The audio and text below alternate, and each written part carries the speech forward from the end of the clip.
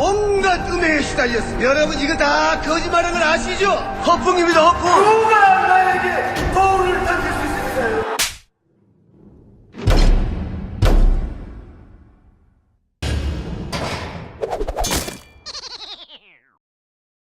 각하 배웅방송 다스베이다 제1회 시작하겠습니다.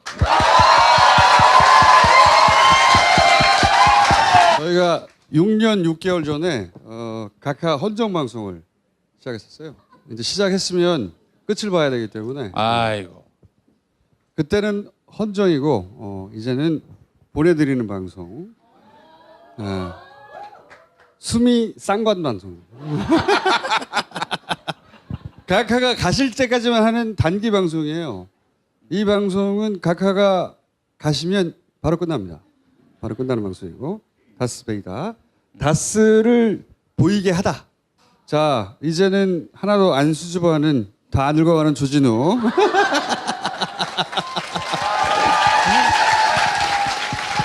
인사해. 안녕하십니까. 오랜만이다. 정통 시사 주간제 시사인 주진우입니다. 네. 그리고 이번에는 역할이 궁금돼지예요. 궁금돼지. 궁금돼지가 뭔지는 나중에 알게 될 거고. 김용민. 고맙습니다. 네. 매일 아침 6시 20분 103.5 부산에서는 105.7 김용민의 뉴스 브리핑으로 인사드리고 있습니다.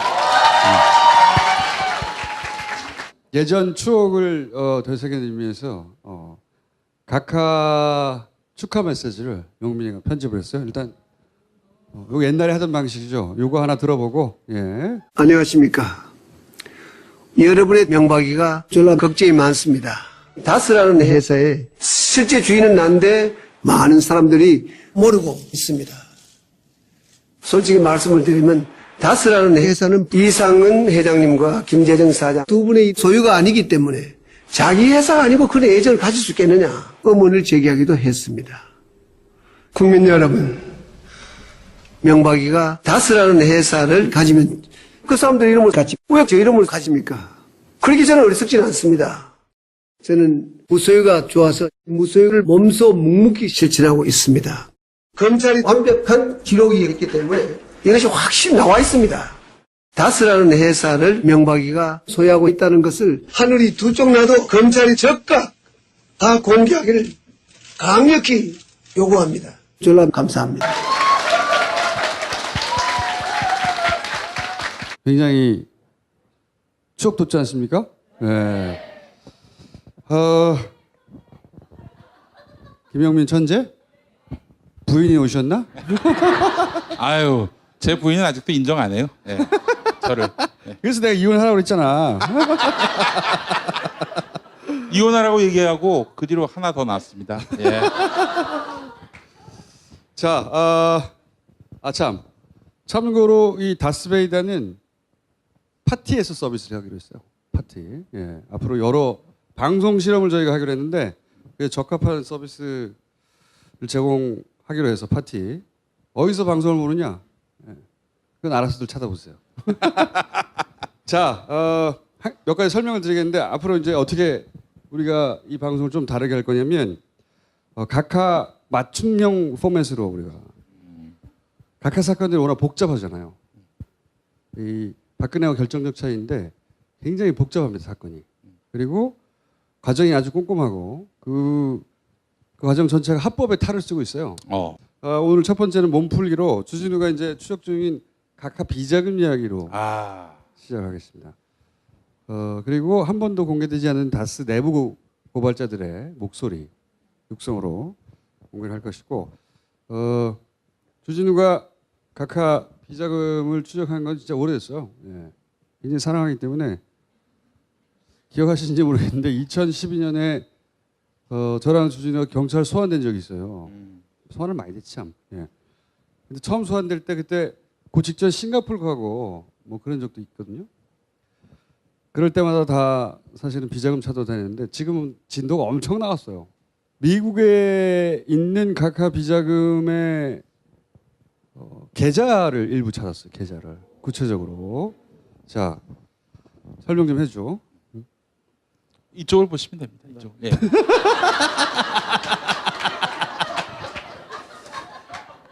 저기 한국에서 다스가 누구 거냐고 국민들이 계속 소리치고 있고요. 그리고 이명박의 비자금을 찾아내라고 계속 사람들이 관심을 가져줘서 검찰이 움직이기 시작했습니다. 검찰은 140억을 다스로 뺏어간 이명박 청와대를 그 수사하기 시작했습니다. 지금 수사가 많이 진전됐습니다. 한국에서 이런 울림이 있어서요.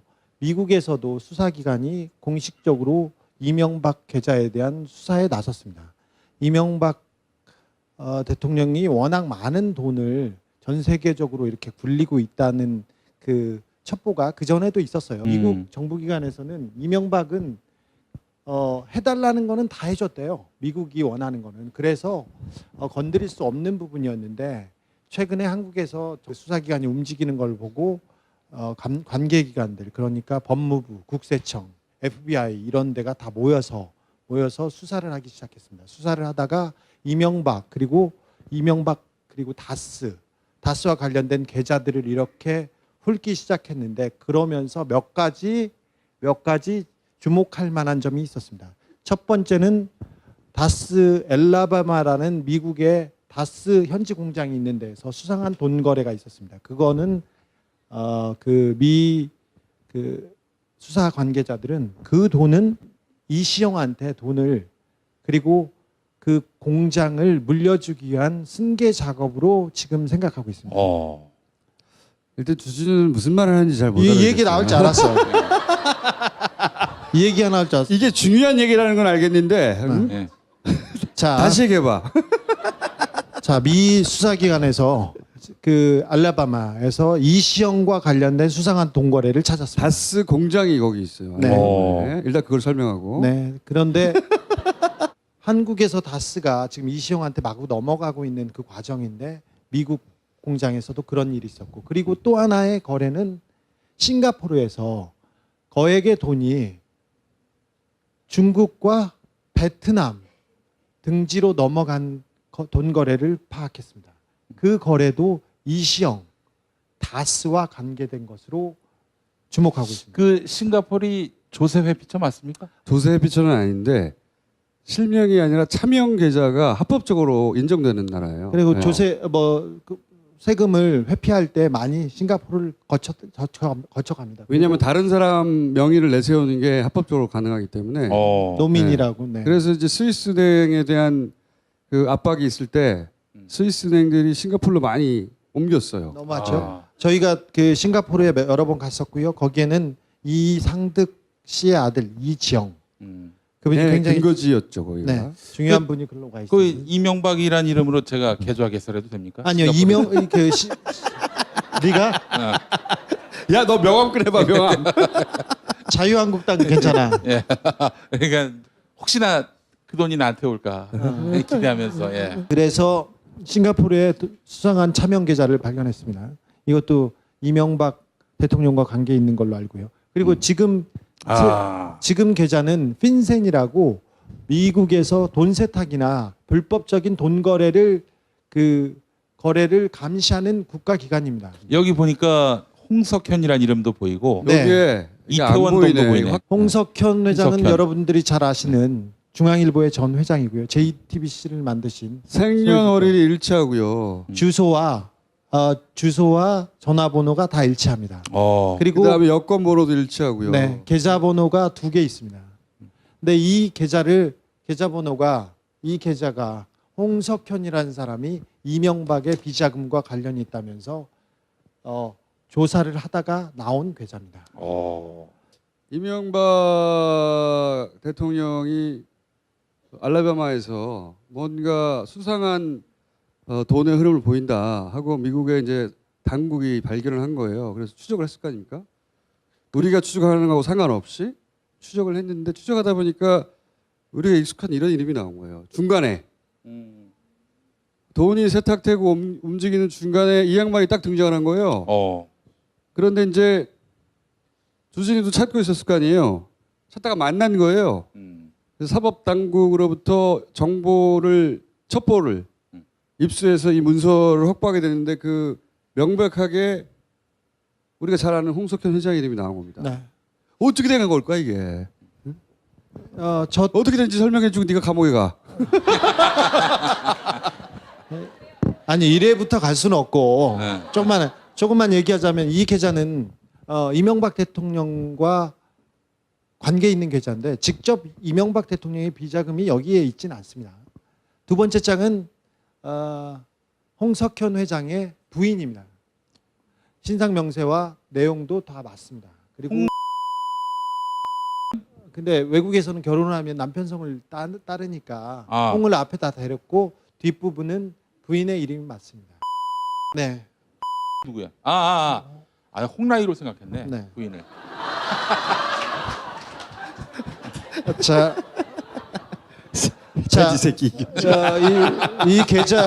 이 계좌를 꺼내면서 그 미국의 수사 당국자가 이 얘기를 했습니다. 한국의 가장 큰 비리는 이명박과 삼성 간의 비리였다. 이 큰 거래가 밝혀지면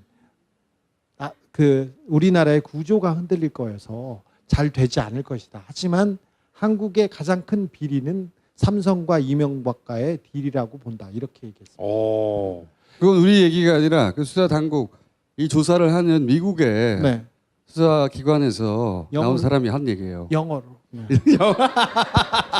근데 저 부분이 홍석현 회장은 그러니까 삼성과 이명박 간의 그 중간에서 어떤 매개자, 메신저 역할을 했으리라고 보고 있으면서 그 역할은 정확하게는 모르죠. 모르겠는데 하여튼 홍 회장이 이 돈을 가져가거나 홍 회장이 이명박 비자금의 어떤 무슨 주요한 역할이거나 그렇게 보이지는 않아요. 네, 그런데 중간에 홍 회장이 등장한다는 겁니다. 네. 근데 홍 회장 측에서는 뭐라고 그래요? 여기 대해서 모른다고 그러지 본인은. 제가 처음에 이제 취재를 해와서 홍석현 회장한테 보자.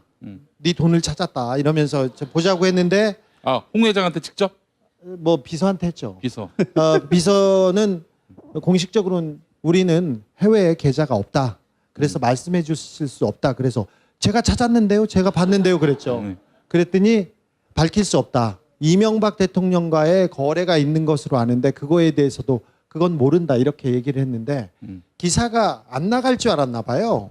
중앙일보나 저 홍석현 회장은 뭐 자기는 굉장히 숨어있는 살아있는 권력자라고 생각해서 지금껏 자기에 대한 비리나 문제점에 대해서 제대로 쓴 보도를 못 봤잖아. 우리만큼 잡놈도 못 봤고. 그래서 네가 감옥 가. 그렇죠. 나 아침 방송 해야 돼 이제. 자, 난 몰라 이거 다. 그런데 기사가 나가자마자 이제 저 홍석현 회장 쪽에서 사람을 보내와서 두 가지 얘기했습니다. 두 가지 얘기했는데 하나는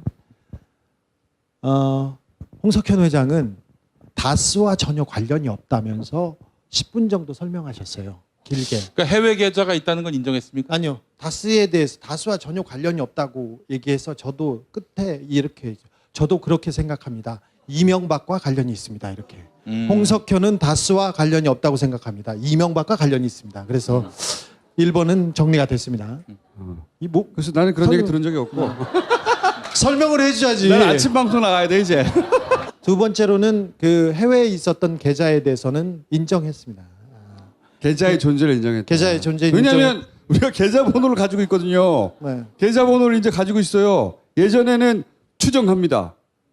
라고 했는데 이번에는 계좌 번호를 들고 있어요. 아니 거짓말한 거네 그럼? 아니요. 그래도 그 계좌가 있었다 그러면서 옛날에 쓰던 계좌를 썼고 지금은 폐쇄된 상태다.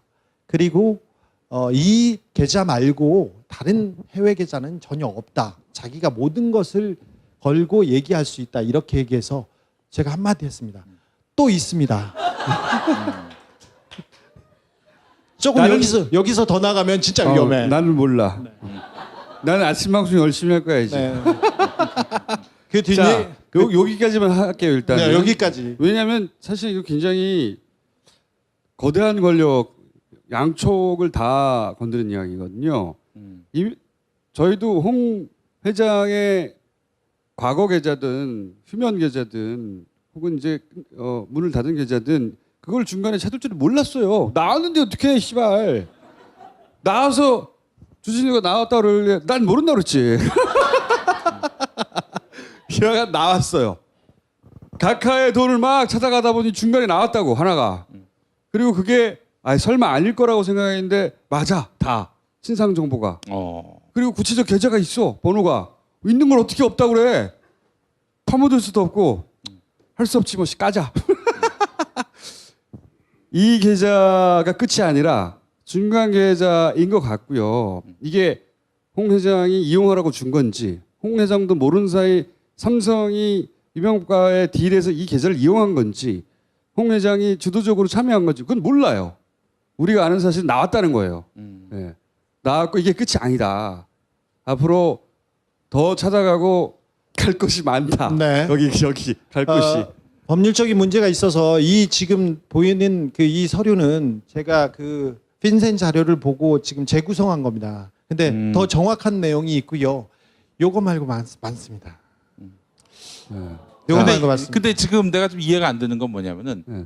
MB의 계좌를 찾다가 이 홍석현의 계좌를 발견했다는 거 아니에요? 네. 돈이 왜 이렇게 흘러 갔을 거 아니야. 자, 그러면 그 MB 쿠션 돈이 받고 막 이쪽으로 이렇게. 갔다? 자, 돈이? 이명박의 수상한 돈 거래가 있어서 이명박의 돈을 찾겠다고 미국에서 공식적으로 수사에 나섰습니다. 그래서 유관기관이 다 모여서 영장을 받아서 여기저기 터는데 이명박과 관련된 계좌로 나온 계좌 중에 하나입니다. 이게. 그러니까 중간에 나왔다 이거 나왔는데 어떻게 씨발 나왔다니까.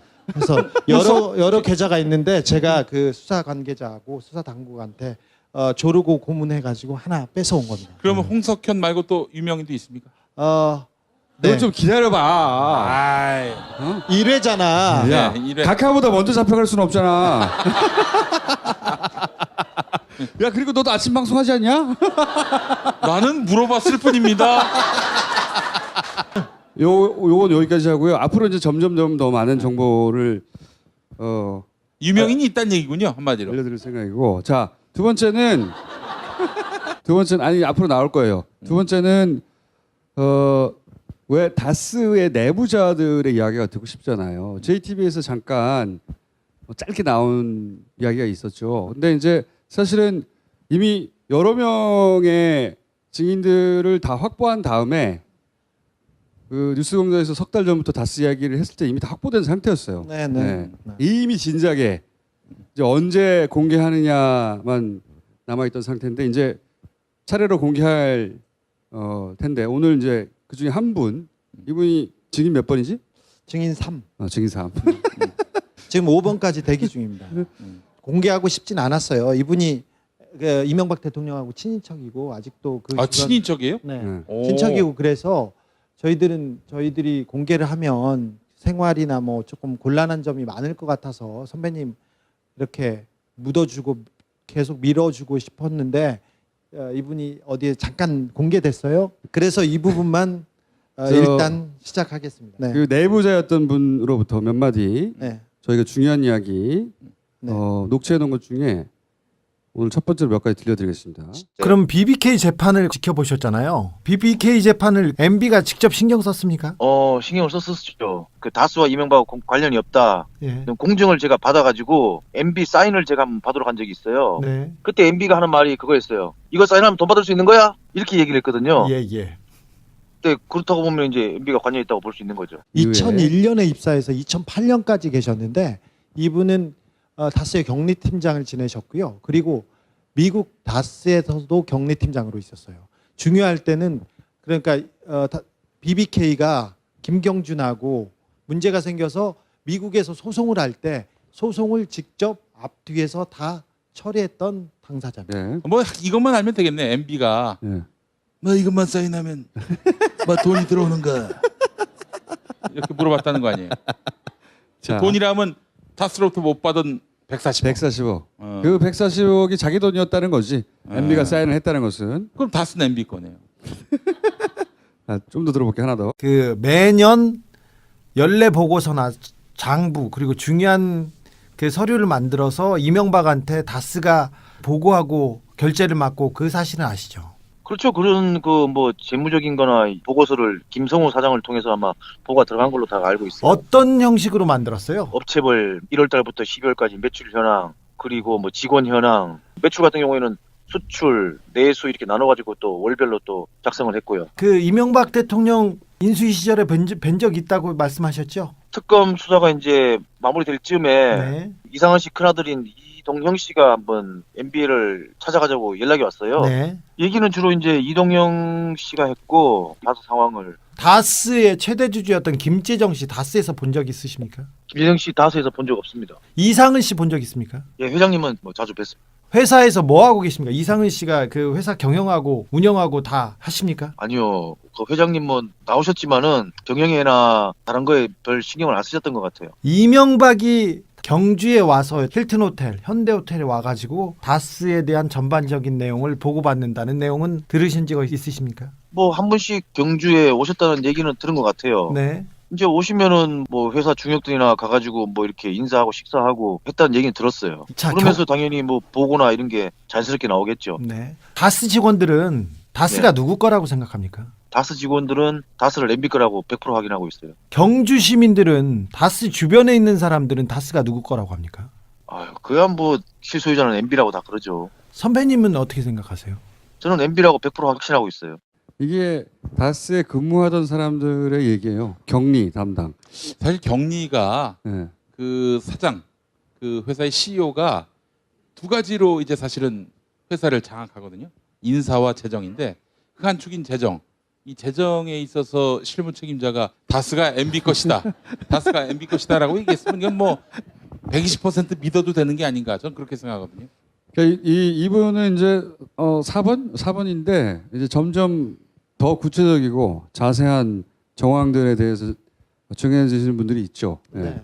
네. 아까 인사 얘기, 격리 얘기했는데 인사도 마찬가지였고요. 중요한 내용은 이명박 대통령이 다 보고받고 카카 회사에서는 카카와 관계 있는 사람들, 친인척으로 관계되지 않으면 중역이나 중요한 자리를 맡지 못해요. 아, 그래서 이분도 친인척이어서 그 자리에 갔어요. 근데 이분이 용기를 내신 이유는 다스가 이명박께 확실하고 사회에 너무 큰 해악을 끼쳐서 본인 같은 사람도 용기를 내서 진실을 말할 테니까 여러분들도 다른 사람들도 용기를 내주십사 하고 이번에 그래서 아예 열심히 하게 얼굴도 공개하고 이름도 공개하고 네.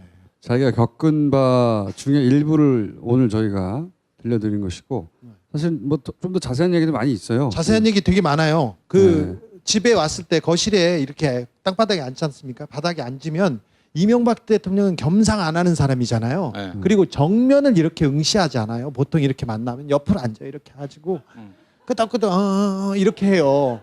요렇게. 그래 너무 인상적이니까 그 전까지만 해도 사장이고 뭐 그냥 좀 잘 나가고 정치인이었는데 대통령이 됐잖아요. 그때는 아우라 뿜뿜할 때잖아. 그런데 너무 귀찮게 옆으로 앉아가 하니까 이렇게 봤대요. 그 장면이 너무 인상 깊었대. 그러면서 그 디테일에 대해서 얘기를 했었는데 그러니까 당선자 신분일 때 네. 또 다스에 대한 보고를 이제 지금 말하는 장소는 안가에 네. 가서 보고를 하였다. 청와대 안 가? 청와대 안 갑니다. 네. 노무현 대통령이 이명박 대통령이 당선하자마자 청와대 삼청동 길에 테니스 코트 옆으로 꾹 올라가면 있는 안가를 내줘서 이명박 대통령이 썼습니다. 근데 그 거기에 안가, 왔다는 거예요. 네. 네. 그 장소까지도 확인했습니다. 거기에 와서 다스에 대한 보고를 했다. 그 기억을 얘기하고 있는 거고요. 네. 그러니까 당선자 신분 때도 물론 다스에 대해서 계속 신경을 썼고 후보 때도 했고요. 네. 대통령 대통령이 때도 된 했습니다. 다음에도 했고 대통령 퇴임 후에도 했습니다. 증인 1, 2, 4, 5 다 준비되어 있습니다. 네. 자 오늘은 감질나라고 그래 계속 볼 거 아니야? 감질나라고 그리고 각하가 가기 전에 우리가 갈 수는 없어요. 우리가 갈 수 없기 때문에 차근차근 공개하는 것으로 오늘 일부를 공개했는데 요 맛배기 더 많은 계좌 더 많은 증언 그리고 더 구체적인 물증에 대한 이야기는 이제 다음 주에 본격적으로 풀기로 하고 오늘은 게스트가 몇 분 있거든요. 오늘 게스트가 3분이 있어요. 의원님이 한 분 나오시고 한 분은 청장님이 한 분 나오시고 그리고 마지막으로는 오촌살인 사건 있잖아요. 오. 저희가 다스베이다는 아마 2-3달이면 끝나겠죠. 우리 각하가 그때 환송해 드리고 그럼 다시 이제 돌아갈 때가 있잖아요. 요 오촌 살인 사건은 놓지 않고 가려고 저희가. 아 그러면 네. 닥스인가요? 오촌 살인 사건 관련해서 오늘 얼굴 처음 공개하는 증인이 있습니다. 그분이 직접 나오셔서 한때 어둠의 세계에 있었던 분이죠. 예. 나오셔가지고 예, 그때 당시 정황에 대해서 처음으로 유경재단 폭력 사태에 직접 관여했던 분의 육성으로 그때 무슨 일이 있었는지 얘기를 들으실 예정이고요. 좋습니다. 예. 잘 들려요 이제? 아니 인테리어로 조그만 타자기 갖다 놓으랬더니 무슨 아니 타자기를 갖다 놓고 옆에 노트북 있는 건 뭐예요? 아니, 자판기만한 걸 갖다 놨어. 이건 뭐야? 그 조그만 이거? 거 있잖아. 이거 어? 뭐야? 그 인테리어야 그게. 소품이야 소품. 저희가 저수지 게임이라고 아십니까? 주진우가 몇 년간 추구하고 제가 또 영화로도 만들고 이거 졸라 이상하다고 막 떠들어댔는데 아무도 이걸 안 받아줬어요. 아무도 안 받아줬는데 유일하게 이 외침에 응답한 국회의원이 한 분 있어요. 네, 유일하게 그래? 이상한데 한번 파볼까? 김현견 의원님을 소개. 아이고.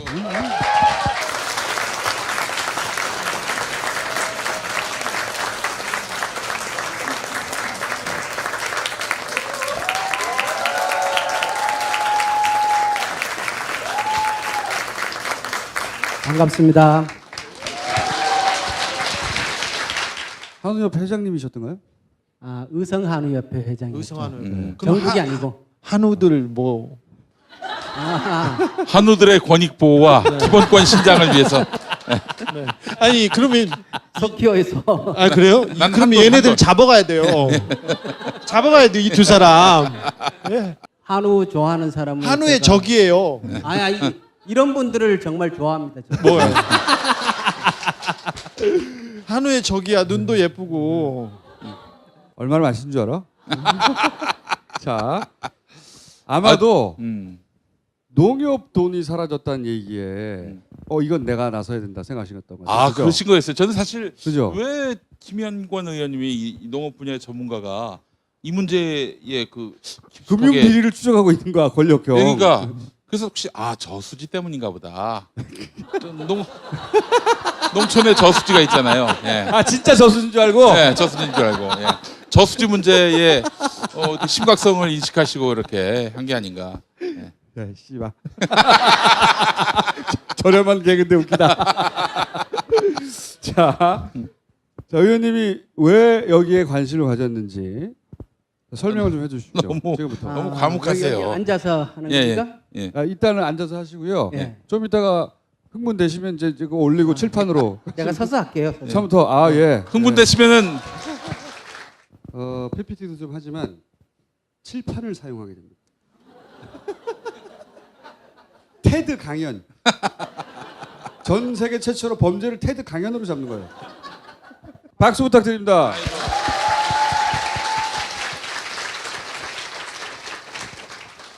노무현 대통령이 그러셨어요. 농협이 센지 대통령인 내가 더 센지 모르겠다. 그만큼 대한민국에서 농협은 굉장히 막강한 조직이라는 거죠. 농협은 크게 두 가지, 하나는 농협 중앙회고 하나는 지역 농협이에요. 그래서 중앙회 자산하고 지역 농협 자산을 합치면 726조예요. 그러니까 삼성 자산이 348조인데 현대자동차 그룹의 자산이 210조고 은행 중에 가장 큰 은행인 국민은행 자산이 262조입니다. 어마어마한 조직이죠. 이 지역 농협의 돈을 중앙회에 맡겨요. 그 돈이 92조예요. 그 92조를 중앙회에서 관리를 하면서 상호금융특별회계라고 불러요. 그 돈의 출발이 시골에 가면 그 농협에다가 저금을 한 뭐 공무원들, 지역 주민들, 그러니까 그런 돈이에요. 그렇기 때문에 그 돈을 특별회계로 중앙회가 관리를 하는데 그렇기 때문에 이 돈은 굉장히 보수적으로 운영을 해요. 이 92조를 운영할 때는 국민연금이 투자하는 데만 따라가요. 아, 예. 국민연금도 굉장히 보수적으로 투자하니까. 그렇죠. 국민연금도 굉장히 보수적으로 운영을 하기 때문에 아주 안정적인데만 투자를 하고 그래서 대체로 국민연금 뒤를 따라다니면서 상호금융 특별회계를 운영을 해요. 그런 돈이에요. 그런 돈인데 그 돈을 가지고 누군가가 털어먹었을지도 모른다라는 생각을 하면서 보수적으로 운영해야 될 그 돈을 예. 막무가내로 투자했다. 네. 그래서 사실은 이게 이 사건을 들여다보기 시작한 거예요. 2008년도는 대체로 우리나라의 1금융권의 회사들도 해외에 투자하던 것을 다 정리하던 시기였어요. 특이하게 상호금융특별회계가 2008년도에 해외 투자를 시작을 하는 거예요. 그런데 그 40년 동안 이 상호금융특별회계가 운영됐는데 2008년도 딱 한 해만 1,777억을 손해를 본 거예요. 네. 역대 그 이전에도 적자를 본 적이 없고 그 뒤로도 적자를 본 적이 없어요. MB가 취임한 그 해 아닙니까? 2008년이. 그 해죠. 예, 2008년도. 그래서 2008년도에 농협에 도대체 무슨 일이 있었을까? 그 해외 투자한 것이 몇 건이 있습니다. 발리에 투자했던 저기 두 번째 금호 다올랜드 칩 저기 40억을 손실 받지 않습니까? 저 사건은 담당자가 나중에 2010년도인가 저수지에서 변사체로 발견됩니다. 어이구. 네. 저 40억의 손실을 봤던 당사자가 그 밑에 오늘 이제 얘기할 캐나다 토론토 주상복합단지 210억을 순수하게 손실을 봅니다. 농협에서는 이 사건을 가지고 뭐라 그러냐면 사기당했다 이렇게 얘기를 해요. 대출 업무를 관리를 잘못했다. 경험이 없어서. 이렇게 농협에서 얘기를 하는데 이 사건을 좀 아는 사람들은 들여다본 사람들은 일방적으로 사기를 당했다기보다가 공모된 사기일 가능성이 매우 높다 이렇게 얘기를 해요. 예. 하려다가 그냥 사기 본 게 아니라 예. 사기 당하는 사람조차 이건 사기다라고 생각하고 그러니까 공모를 했다. 그건 아니고. 그게 아니고 농협은 자기네가 여러분 눈높이에 맞춰서 제가 물어본 건데 이렇게 화를 내면 어떡하나. 자기네가 일방적으로 사기를 당했다 이렇게 얘기를 해요. 지금도 그렇게 얘기를 합니다. 네, 누워 있어. 누워 있어. 이 사건을 좀 들여다본 사람들은 그리고 제가 만난 농협의 아주 고위직의 사람도 그 공모된 사기일 가능성이 높습니다라고 얘기를 합니다.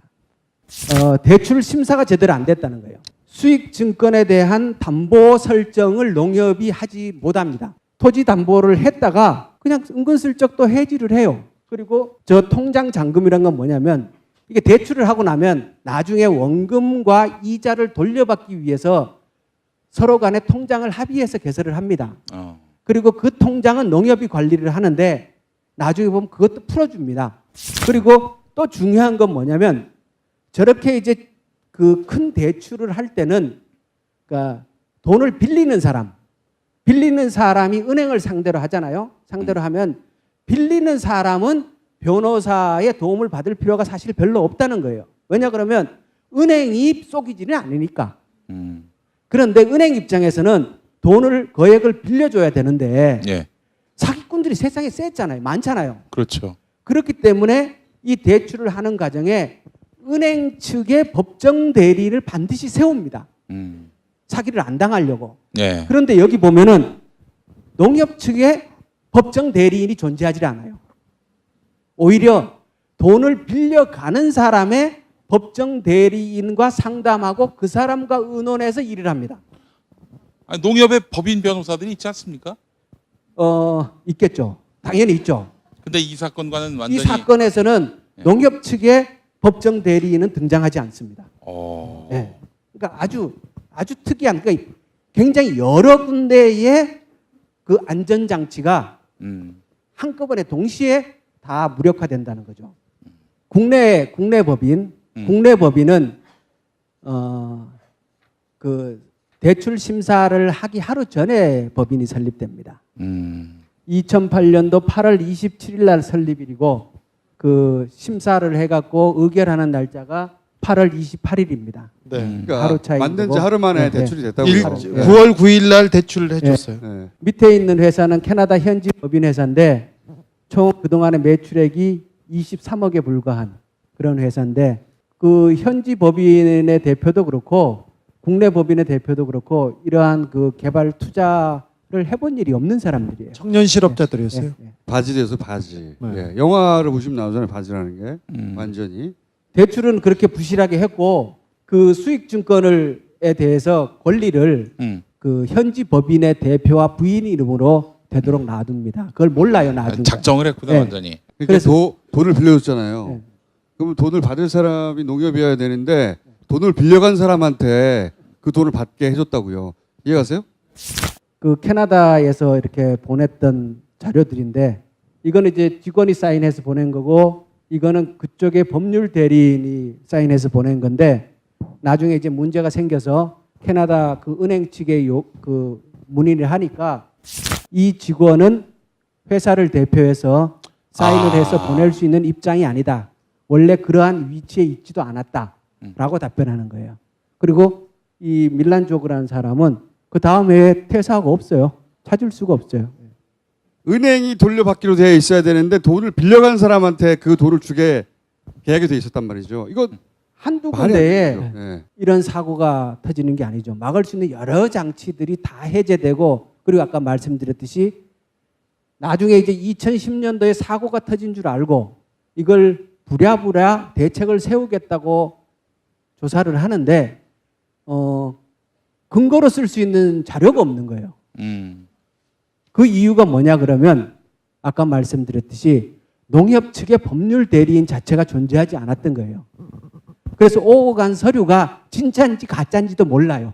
화가 났던 게 저희 아버지도 농사 지으셨어요. 그래서 등록금이 50만 원, 60만 원 해서 200만 원을 빌려야 돼요. 6개월에. 근데 농사 짓는 분들은 농부들은 집에 돈이 없어요. 그러면 그 면소재지에 가서 농협에 가서 200만 원을 빌려야 됩니다. 근데 200만 원을 빌리는데 서류가 이만큼이에요. 그리고 젊은 주사 아저씨한테 얼마나 아쉬운 소리를 하고 막걸리 사주고 그래서 겨우겨우 빌려오지 않습니까?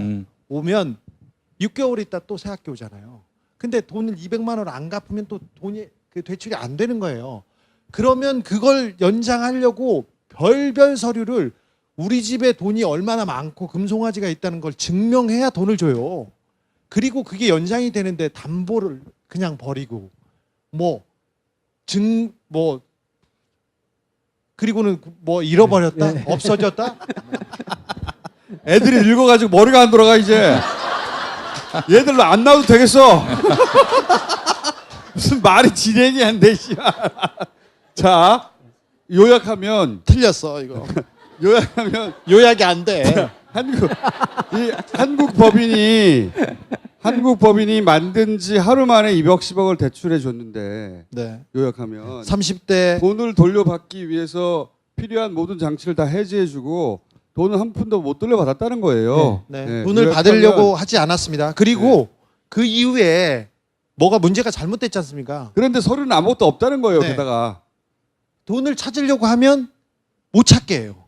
농협 수뇌부에서 찾으려고 그 돈 어떻게 됐어요? 거기 어떻게 됐어요? 하잖아요. 그럼 못 하게 해요.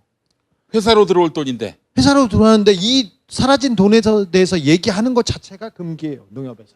그러니까 요거 하나를 딱 문 거예요. 주진우가 많은 사건들 중에 요 사건 하나를 딱 물었어요. 왜 이 사건을 물었냐? 요 돈이 그래서 가는 은행 RBC 요 RBC 은행이 우리가 추적하던 이명박 대통령의 비자금이 사라졌을 거라고 추정되던 은행 이거였거든요. 로얄 뱅크 컴퍼니인가요? 캐나다. 뱅크 오브 캐나다. 캐나다. 로얄 아, 근데 캐나다요? 농협도 욜로 사라진 거예요. 욜로. 요거 뭐 있다 요거. 그래서 이걸 계속 물고 늘어진 거예요. 다른 많은 대출들 중에 다른 이상한 사건도 많아요. 요거 하나만 찾으면 여기서부터 어디로 갔는지를 찾아내면 되겠다. 그래서 몇 년간 따라다닌 겁니다. 근데 아무도 귀 기울여주지 않는 거야. 그래서 영화도 만든 거예요. 그래서 이걸 보기 시작을 한 거고요. 자 보세요.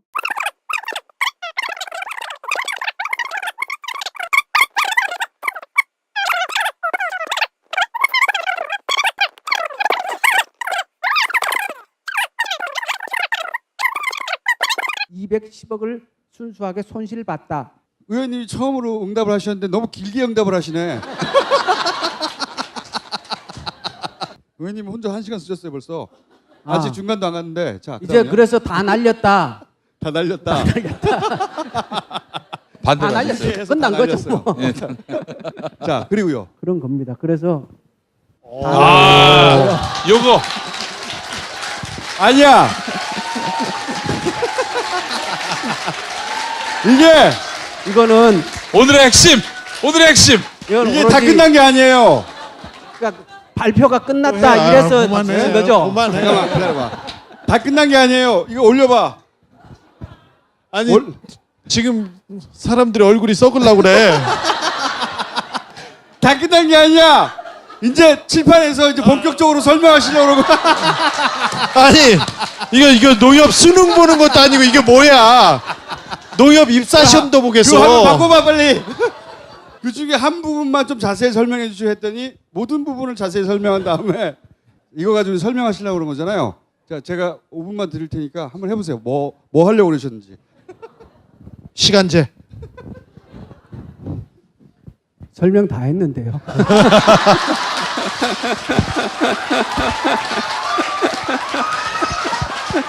뭘 더 하라고요? 아, 얘기가 다르잖아요. 이거 한 다음에 이거 가지고 여기서 막 설명하시기로 했잖아. 용비야 너라도 뭐 해봐. 지금 의원님으로 해서 우리가 칠판을 이번에 새로 장만했어요. 내가 자세히 설명하겠다. 이렇게 띄워놓고 하시기로 했는데, 예.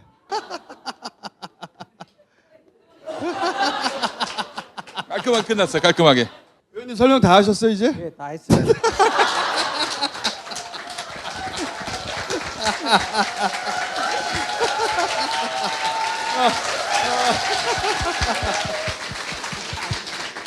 아, 고생하셨어요. 진짜 저희 이 사건에 관심을 가진 이유는 간단하게 얘기하면 의원님이 설명 지워지질 않아. 안 지어줘. 야 다음 강연 해야 되는데 안 지어줘. 큰일 났다 저거. 원래 안 지워지는 거야 이거? 일회용 칠판이야? 의원님 칠판 값 주세요. 아니 칠판 그럼 지우개는 왜 있는 거야?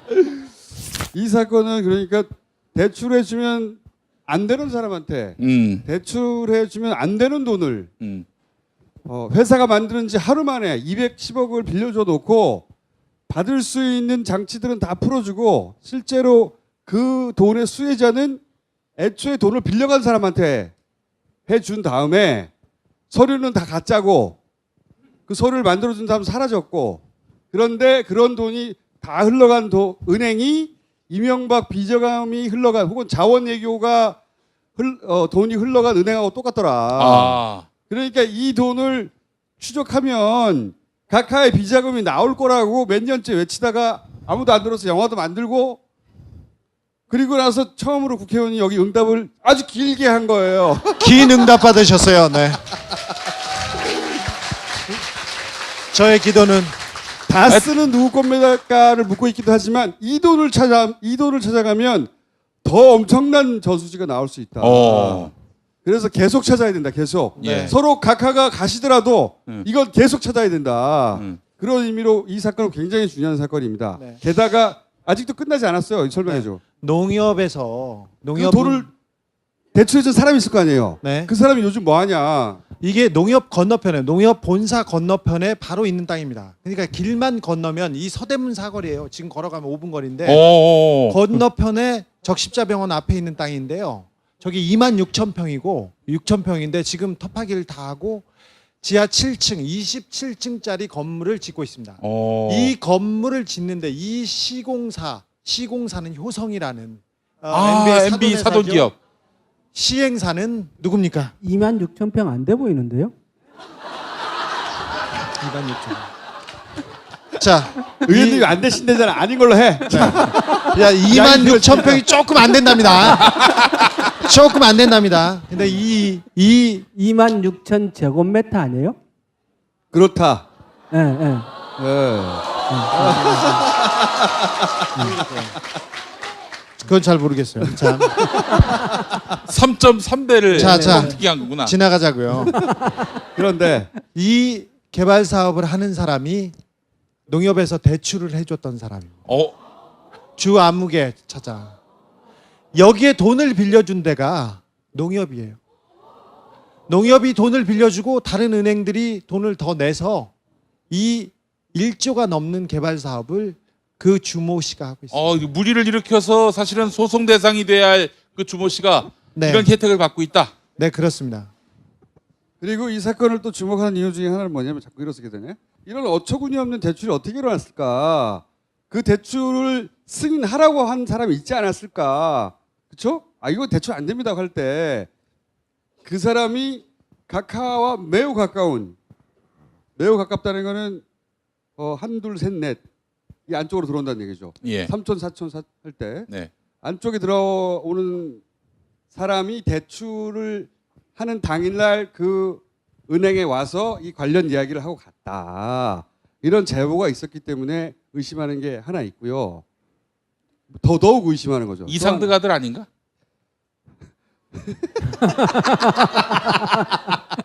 몰라. 나는 몰라.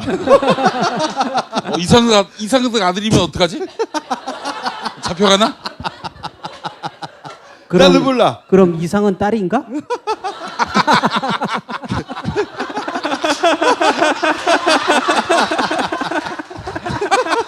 의원님 나이스. 그리고 또 하나는 당시 농협이 이명박 대통령이 당선되자마자 이명박 대통령의 측근으로 싹 측근에서 장악됐거든요. 네. 천년회라고. 그러면서 그 해에 엄청난 이런 날려먹는 투자들이 막 일어났거든요. 그래서 여러 가지로 대단히 의심스럽다. 이 돈은 어딘가 흘러가서 각하 돈이 모이는 곳에 고여 있을 것이다. 초기의 프로토타입이다 이게 해먹는 이라고 저희는 생각하고 여전히 의심하며 이 사건을 계속 추적하고 각하가 가더라도 또 할 거다 계속. 네. 농협에 아까 말했던 최원병이라고 대통령하고 가장 가까운 사람이 농협 회장을 2번 하셨죠. 네. 연임하셨습니다. 그리고 아까 해외 투자 프로젝트 금융팀이나 상호 금융투자단 여기는 다 이명박 주변에 있는 사람들로 갑자기 급조되고 꾸려졌습니다. 그래서 돈이 많이 들어갔습니다. 그리고 이런 이상한 대출 사건과 이상한 사건 이후에 농협이 해킹돼서 전 산망이 다운되는 사건. 연결되는 사건이라고 이해되지 않아요? 이제 갑자기 북한이 농협을 해킹했다. 농협을 해킹했는데 피해자가 한 명도 없어요. 피해자가 한 명도 없는데 서버가 다 다운되고 그리고 모든 투자 개인 정보들이 다 훼손됐어. 그런데 농협을 거래했던 사람들은 피해자가 자기 계좌는 하나도 건드린 적이 없어요. 이상하잖아요. 그 계좌 정보들이 그때 사라졌거든요. 북한에 의해서. 이것도 의원님이 이제 추적하실 거죠. 농협 사건. 농협 해킹 그게 사건. 그 전산이 그렇게 마비되고 그때 복원이 되는데 한 보름 가까이 걸리거든요. 완전 복원이 되는데 그런 일이 사실상 있을 수 없는 일이죠. 북한의 소행이라고 발표가 됐는데 만약에 북한의 소행이라면 국정원에 조사 보고서가 있지 않겠느냐. 있어야죠 당연히 그죠. 북한의 소행이라고 발표를 해놓고 조사를 안 했으면 국정원이 일을 안 한 거 아닙니까? 예. 국정원에 분명히 조사 보고서가 있지 않겠느냐. 그리고 이건 대형 금융사고인데 금융감독원에서 이것을 조사했을 것이고 조치를 했을 것이다. 안 했다면 또 금융감독원이 직무를 수행하지 않은 거니까 그렇게 추측을 하고 조금씩 접근을 해보려고 하고 있어요. 아유. 자, 박수 부탁드립니다. 감사합니다. 고맙습니다. 박영표를 혼내주시면 안 됩니다. 까불다가 죽은 거지. 누구겠구나 하는 짐작하는 사람들이 그때 이미 있었다는 거죠. 어떻게 이러면 돼요? 듣고 싶지 않아. 네.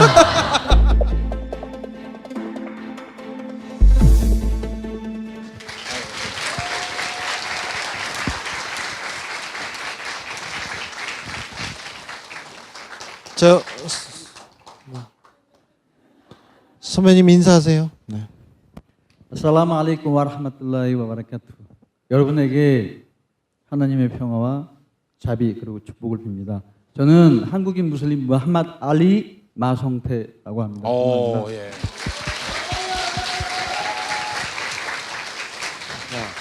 잠깐 배경 설명을 사전 설명을 좀 드리자면 이분을 만난 것은 이미 5년 전, 5년 전인데 2013년? 2012년이었죠. 12년.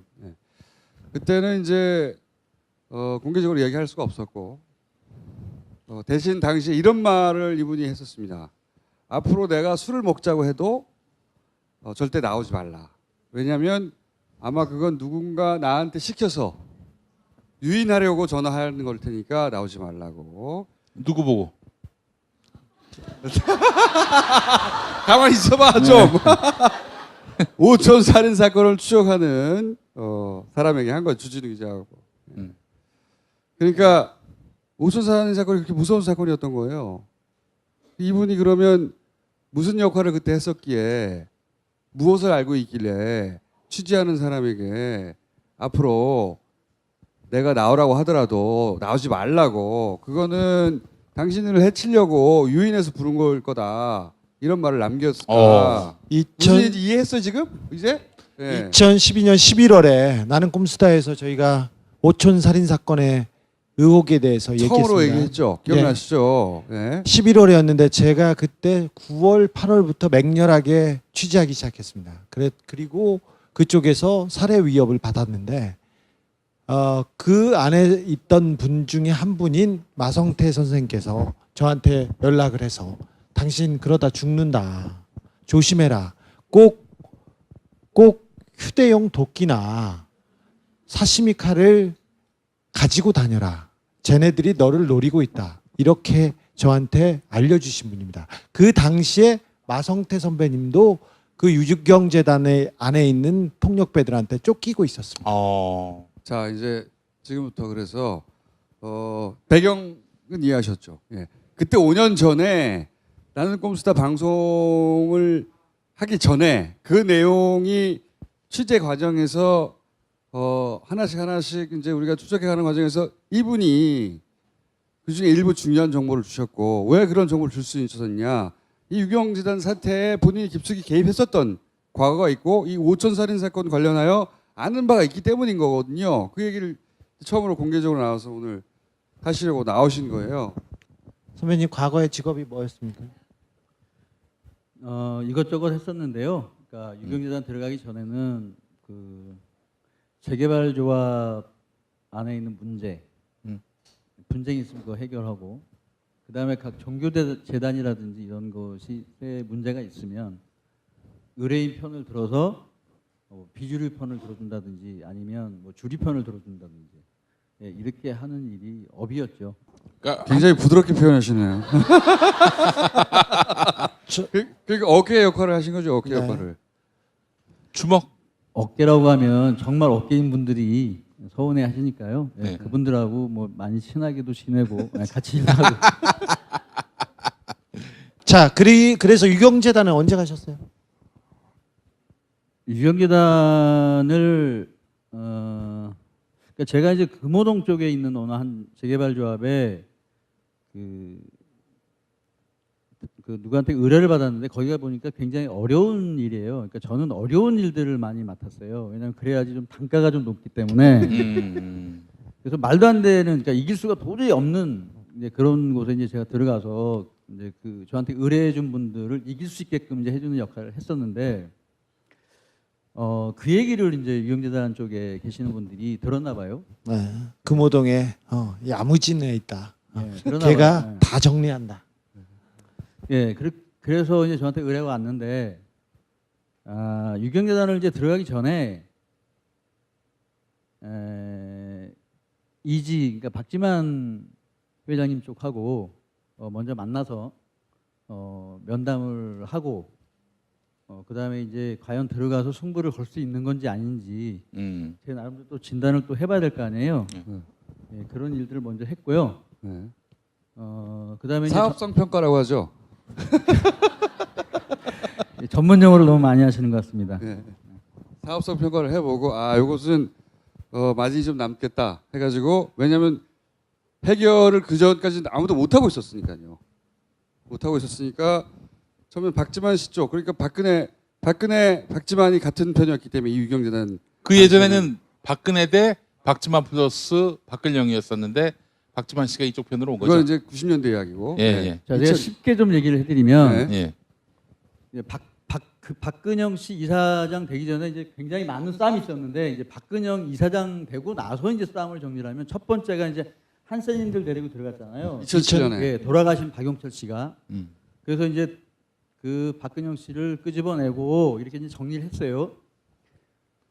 근데 박용철 씨를 보낸 쪽에서, 그러니까 박지만 씨 쪽에서 뭔가 긍정적인 결과를 기대를 했었는데 이분이 가서 박근영 씨하고 손을 잡아버린 거예요. 손을 잡은 거예요. 그러니까 이제 2차로 그러면 박용철, 박근혜를 묶어서 다시 쳐라. 그래서 이제 다른 자객을 보냈을 거 아니에요. 다른 팀들을 보냈을 거 아니에요. 그 팀들이 이제 2차로 가서 이제 들어가요. 예, 그래서 분쟁이 좀 있었고 그쪽에서 이제 밀어냈는데 다시 또 자객으로 보낸 사람이 박근영 씨와 박용철 씨하고 또 손을 잡아요. 2009년 일입니다. 네, 그렇게 해서 아주 견고하게 성을 쌓아놓은 거예요. 그러니까 박지만 씨 쪽에서는 도저히 이제 손을 쓸 수가 없는 거죠. 예, 그러다 보니까 이제 저한테까지 이제 의뢰가 온 것이고, 예, 그렇게 됩니다. 자, 선배님이 가서 2009년에 시원하게 정리하셨죠? 시원하게. 전문 용어입니다. 죄송합니다. 예, 그때 시사인의 보도가 났었거든요. 네. 그때가 1월 4일로 기억하는데요. 예, 그때 들어서 한 3개월 정도를 굉장히 큰 공방을 했었어요. 그러니까 거기 굉장히 많은 깡패들도 있었고, 네. 우리 주진우 기자님께서 아시지만 거기 뭐 경비원이라든지 그 직원분들이 보통 분들이 아니세요. 다들 연장들을 들고 다니세요. 연장은 이렇게 못지라는 이런 망치가 아니라 예, 전문 용어로 사용해 주세요. 괜찮습니다. 예. 새쌍용. 그런 연장들을 다 들고 다녀요. 이분들이. 네.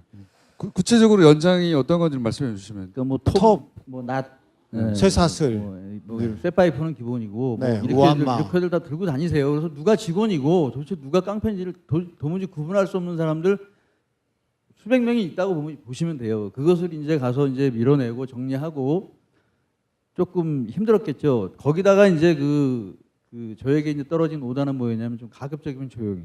근데 가급적이면 조용히 그 큰 세력을 어떻게 밀어내죠? 일단은 그 용역업체끼리의 어떤 룰 같은 게 있어요. 용역업체끼리도 룰이 네, 있습니까? 룰이 있어요. 근데 그러니까 건달들 사회에서도 이제 룰이라는 게 있습니다. 네, 건달들의 룰. 네, 룰도 있어요. 룰이 있는데 그러니까 가령 이런 겁니다. 뭐냐면 그 이제 룰 속에서 이제 싸우면 서로 이제 머리 싸움도 하고 이제 이러면서 하면 이제 쉽게 갈 수가 있는데 제가 유경재단을 들어고 보니까 어떤 상황이냐면 제가 축구를 하러 갔어요. 네. 근데 축구 선수들이 나시고 망치고 이런 걸 들고 뛰는 거예요. 그러니까 룰을 벗어난. 네, 그러니까 그런 준비들을 하고서 축구를 하는 거야. 축구를. 유경재단 축구라고 유경 근데 축구. 이제 실질적으로 저도 들어가기 전에 저희들도 그런 준비를 했을 거 아니에요. 네. 근데 심판도 안 말려. 네, 그다음에 이런 것이 무슨 언론에 나거나 이러지도 않아요. 그때 아마 그렇죠. 시사인이 처음이었을 거예요. 네. 유경재단 사태는 경찰이 출동해도 개입하지도 않고 기사화도 안 됐어요. 그러니까 룰 없이 업체들끼리는 사실은 다치면 어차피 서로 손해니까 이 전문업이잖아요. 그들끼리도. 그러니까 최소한의 룰 안에서 싸우는데 그렇게 룰을 깨고 이렇게 장비를 들고 있으면 그걸 3개월 만에 게다가 조용히 어떻게 정리를 하셨어요? 일단은 제가 이제 힘으로만 제압을 했던 건 아니고요. 그러니까 행정을 굉장히 잘하는 친구 한 명하고 그다음에 행정. 그다음에 이제 정무적인 감각이 정무적인 굉장히 감각. 아니, 정말 협상 뒤에서 협상도 하고. 이런 친구들 그다음에 이제 근데 행정은 뭡니까? 행정이라면 행정이라는 게 컴퓨터의 해커 수준의 이제 실제 해킹을 해서 그들이 어떻게 움직이는지 서로 그렇죠. 자기들끼리 무슨 의논을 하는지도 따고. 그러니까 제가 먼저 이제 재단을 들어가기 전에 재산 사항을 먼저 파악을 했을 거 아니에요. 여기 도대체 예산이 얼마나 있고 도대체 나한테 집행을 해줄 돈이 있나 없나 그것부터 봐야죠. 전문가. 그래서 이제 그런 행정 그다음에 이제 자금의 흐름을 갖다 볼 수 있는 친구가 한 명 있었어요. 굉장히 똑똑한 친구입니다. 그다음에 또 한 친구는 국회의원 비서관을 했던 친구가 한 명 있었고요. 지금 현역 국회의원 보좌관으로 있는 친구가 이제 법률로 있었고, 예. 어허. 그리고 우리나라에서 난다긴다는 친구들 주목으로 이런 친구들이 이제 몇 명 있었겠죠. 그러니까 저는 그 친구들이 이게 띄워준 거죠. 자, 몇 명이나 데려오셨어요? 제가 한 80명 정도를 모았고요. 어. 네. 그다음에 이제 80명 정도를 모았고 한 30명 정도는 정말 정예부대, 최정예부대라고 생각하는 친구들을 이제 모았습니다. 모아서 여기서 최정훈의 부대를 하면 몸을 쓰는 그렇죠. 분야에서 최정훈. 그렇죠. 예. 예. 근데 이제 여기를 들어가기 전에 제가 계산을 잡았던 건 뭐냐면 여기는 뚫고 들어가서 하는 것이 중요한 것이 아니라 뚫고 들어가서 진지를 구축을 해야 돼요. 그러니까 지켜야 돼요. 보니까 지켜야 되는 상황이라서 야 이거 장기전 가겠다. 이거 지키려면 힘으로만 되는 것이 아니라 예를 들어서 이제 왔다 갔다 하는 그 유경재단에 왔다 갔다 하는 시민들도 안심을 시켜야 되고 그다음에 또 여러 가지 또 언론사들도 오면 또 언론사들하고도 얘기를 해야 될 것이고 그때 또 민노총이 또 그쪽 편 유경재단 그때 그 직원들 편 들어서 와서 데모했잖아요 저희한테. 민주노총이. 예. 그쪽 편 들어서 굉장히 복잡했네요. 노조라서. 자, 복잡해요. 네. 자, 석 달 만에 정리했습니다. 얼마 들었어요? 얼마 받으셨어요? 기억에는 한 3억 정도 된 것 같은데요. 네. 자 일단은 거기를 이제 맨 처음에 들어가서 정리를 할 때 저의 명분은 뭐였냐면 임시 이사장, 그러니까 박지만 씨가 만든 임시 이사장이 이 유경재단을 중립화시키겠다라고 하는 의미로 알고 저는 그분과 같이 이제 했던 거고요. 그때 당시에 이제 그 유경재단 이사장님은 굉장히 점잖으셔서 사무국장을 맡으신 분이 계세요. 그분의 이제 그 동의를 받아서 배치 신고를 하고 들어갔었는데 그분이 어떤 분이었냐면 청와대 경호실 처장이었었어요. 그러니까 박정희 대통령, 전두환 대통령, 노태우 대통령, 김영삼, 김대중 대통령까지 TV에 맨날 옆에 나와서 경호하셨던 분이 우리의 배치 신고에 도장을 찍어주시고 그분이 이제 저희를 이끌고 이제 들어가셨던 건데 맨 처음에 이제 저희가 이제 들어가려고 했더니 한 200분 정도가 네. 거기 유경재단 안에 직원이고 뭐 깡패고 누군지 모르시는 분들이 한 200분 정도가 꽉 차가지고 농성을 하고 계시더라고요. 그래서 맨 처음에 후퇴를 했죠. 그러고 나서 친다 안 친다 이제 밀어 당기기를 계속 하다가 어느 정도 이제 여유가 이 사람들이 이제 좀 느슨해질 때쯤 해서 80명이 이제 확 들어갔어요. 새벽에 갔겠죠? 네, 새벽에 들어갔죠. 새벽에 이제 들어갔는데 그때 이제 우리 그 경호처장님께서 그때 사무국장님께서 마부장 신경 쓰지 마. 청와대에서 경호 경력이 20년이 넘었어. 나 믿고 그냥 가. 그래서 저는 정말 많은 그 힘이 우리에게 몰려 있구나. 그래서 우리가 80명 그러니까 수는 적지만 수는 적지만 방송에 나왔다고 적수 쓰시는 언어를 여기 방송 아니에요. 쪽수 괜찮아요. 순화하실 필요는 없고요. 수는 적지만 예. 이거 이 정도의 힘을 받으면 이기겠다라고 생각을 하고 이제 들어갔어요. 들어갔는데 역시 마찬가지로 이제 건달들이 뭐 다 해풀어져 가지고 다들 가 있고 직원들 몇 명밖에 없는 거를 이제 우리가 유리창을 깨고 들어갔었던 거예요. 들어갔었는데 이게 이제 아까 제가 얘기했던 축구장 얘기했잖아요. 이게 장난이 아닌 게 뭐냐면 그러고 나서 30분 되니까 온갖 곳에서 차들이 와요. 인원들은 다 실은 차들이. 인원들이 다 실은 차들이 오고 그다음에 우리 행정요원하고 그다음에 지금 현재 민주당의 국회의원 보좌관으로 있는 친구가 둘이서 이제 거기 있는 서류 유경재단에 있는 모든 서류를 제가 다 챙기라고 했어요. 다 챙겨라. 그래서 차에다 싣고 나오는데 그 차를 온 친구들이 그대로 때려박았어요. 그래서 무전이 계속 올 거 아니에요 저한테. 그래서 이제 저희 핵심들한테 가서 저 차가 나가는 것을 무조건 뚫어라 길을 열어라. 근데 그 앞에는 수십 명의 이제 사람들이 인원들이 앞에서 가려막고 있고 차와 차 사이가 있는데 거기를 갖다 차로 와서 때리는 거예요. 그래서 이거는 보니까 상황이 장난이 아니잖아요. 그렇죠? 경찰한테 신고를 했는데 경찰들도 안 오고. 경찰에 신고했는데 네. 경찰이 안 와. 근데 그때 당시에 나만 믿고 따라와 했던 그 경호처장님께서 없지 뭐. 저한테 오시더니 마부장 나는 좀 집에 좀 가봐야 되겠어. 난 좀 집에 가봐야 되겠어. 그래서 아니 집주인이 여기를 가시면 저희들은 어떡합니까? 당신 이름으로 좀 배치 신고를 했습니다. 당신이 가시면 우리가 불법 세력이 되는데 어떡합니까? 그랬더니 아니 저희를 지켜주신다고 했잖아요. 그랬더니 그분이 딱 한 말씀 하시는 게 뭐냐면 청와대에서는 총이 있었는데 여긴 총이 없어. 그리고 나는 여기서 개죽음을 당하고 싶지가 않아. 그래서 제가 멀리는 가지 마시고 그냥 정문 앞에만 좀 계셔 주십시오. 제발 부탁입니다. 저희들이 다 막을 테니까. 그래서 그런 공방을 계속 하고 그다음에 그 유경재단에 있는 모든 서류를 갖다가 다 빼서 그다음에 이제 일지는 먼저 보내고 저희는 이제 거기를 계속 지키고 있었고 거기를 그러면 포위망을 뚫고 나가셨어요? 그 서류를 예. 결국은 그럼 그 사이에 몸싸움이 격하게 있었겠네요, 당연히. 엄청나게 있었겠죠. 부상자도 많이 발생하고. 부상자 많이 발생했는데 그런데 끝까지 경찰은 안 오고. 그렇죠. 예. 그렇게 큰 싸움이 났는데도 예. 신고를 했는데도 2009년입니다. 예. 먼 옛날이 아니라. 그러니까 뭐 1970년대 일이 아니라 2009년에 그런 초대형 싸움이 났는데 경찰이 유경재단이 관련 사고의 특징이에요. 경찰에 신고해도 경찰이 안 와요. 와도 지켜방을 하고 있습니다. 지켜봅니다. 그래서 그 사건 처리를 2, 3일 정도 있다가 한 걸로 알고 있거든요. 나중에 기록 보시면 아는데 우리 이제 그 서류를 가져간 친구가 아까 행정 받다는 친구잖아요. 얼굴 보면 저랑은 완전히 딴판이에요. 그냥 완전히 새님 같이 생겼어요. 전과도 하나도 없어요. 전과가 하나도 없어. 선배님도 그렇게 전과가 많아 보이지는 않아요. 선해요.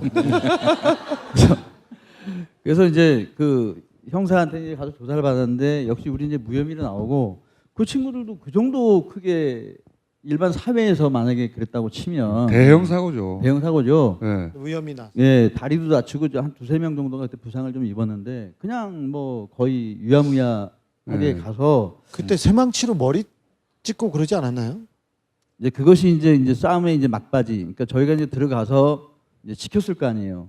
그러니까 새로 부임한 임시 이사장님을 이제 경호하고 이분을 이제 지키는데 그쪽에서 이제 한 떼거리가 왔어요. 그러니까 유경재단이 참 지키기가 되게 어려운 게 뭐냐면 일반 관람객들이 많아요. 그러다 보니 상대방이 일반 사람들처럼 와서 들어오면 사실 그 경호하기가 굉장히 어렵습니다, 거기가. 그래서 그 앞에 있는데 옥신각신을 하는데 내가 지금 위에서 보고 있었어요. 옥신각신을 하고 있는데 우리 쪽에 한 10명, 저쪽에 한 10명 해서 엉켜붙어서 이제 싸우고 있더라고요. 근데 누가 와서 쇠파이프로 우리 친구가 그때 130kg 정도 나가는 친구인데 뒤에서 쇠파이프로 내리쳤는데 한 20cm 정도 갈라졌어요, 머리가. 아이고야. 이 친구 완전히 뻗어버리고. 그걸 누가 당해내겠어요. 피는 철철 나고. 그 사건도 한번 유야무야 됐는지 한번 보세요. 유야무야 됐어요. 네. 예. 사건 처리 안 됐죠. 그렇게 해서 1차 정리를 해가지고 이제 공을 세웠는데 왜 3개월 만에 관두시게 된 거예요? 그 박근영 이사장이 이제 밀려난 다음에 박근영 이사장 쪽에서 이제 완전히 포기하고 그러니까 눈물의 기자회견이라는 것을 해요. 박근영 씨가. 근데 이제 그날 이제 이 친구들이 작심하라고 이제 계란 몇 개를 만들어서 우리는 이제 그 임시 이사장을 지금 경호를 하고 있고 그러고 있는데 여기를 이제 계란을 몇 개를 들고 옵니다.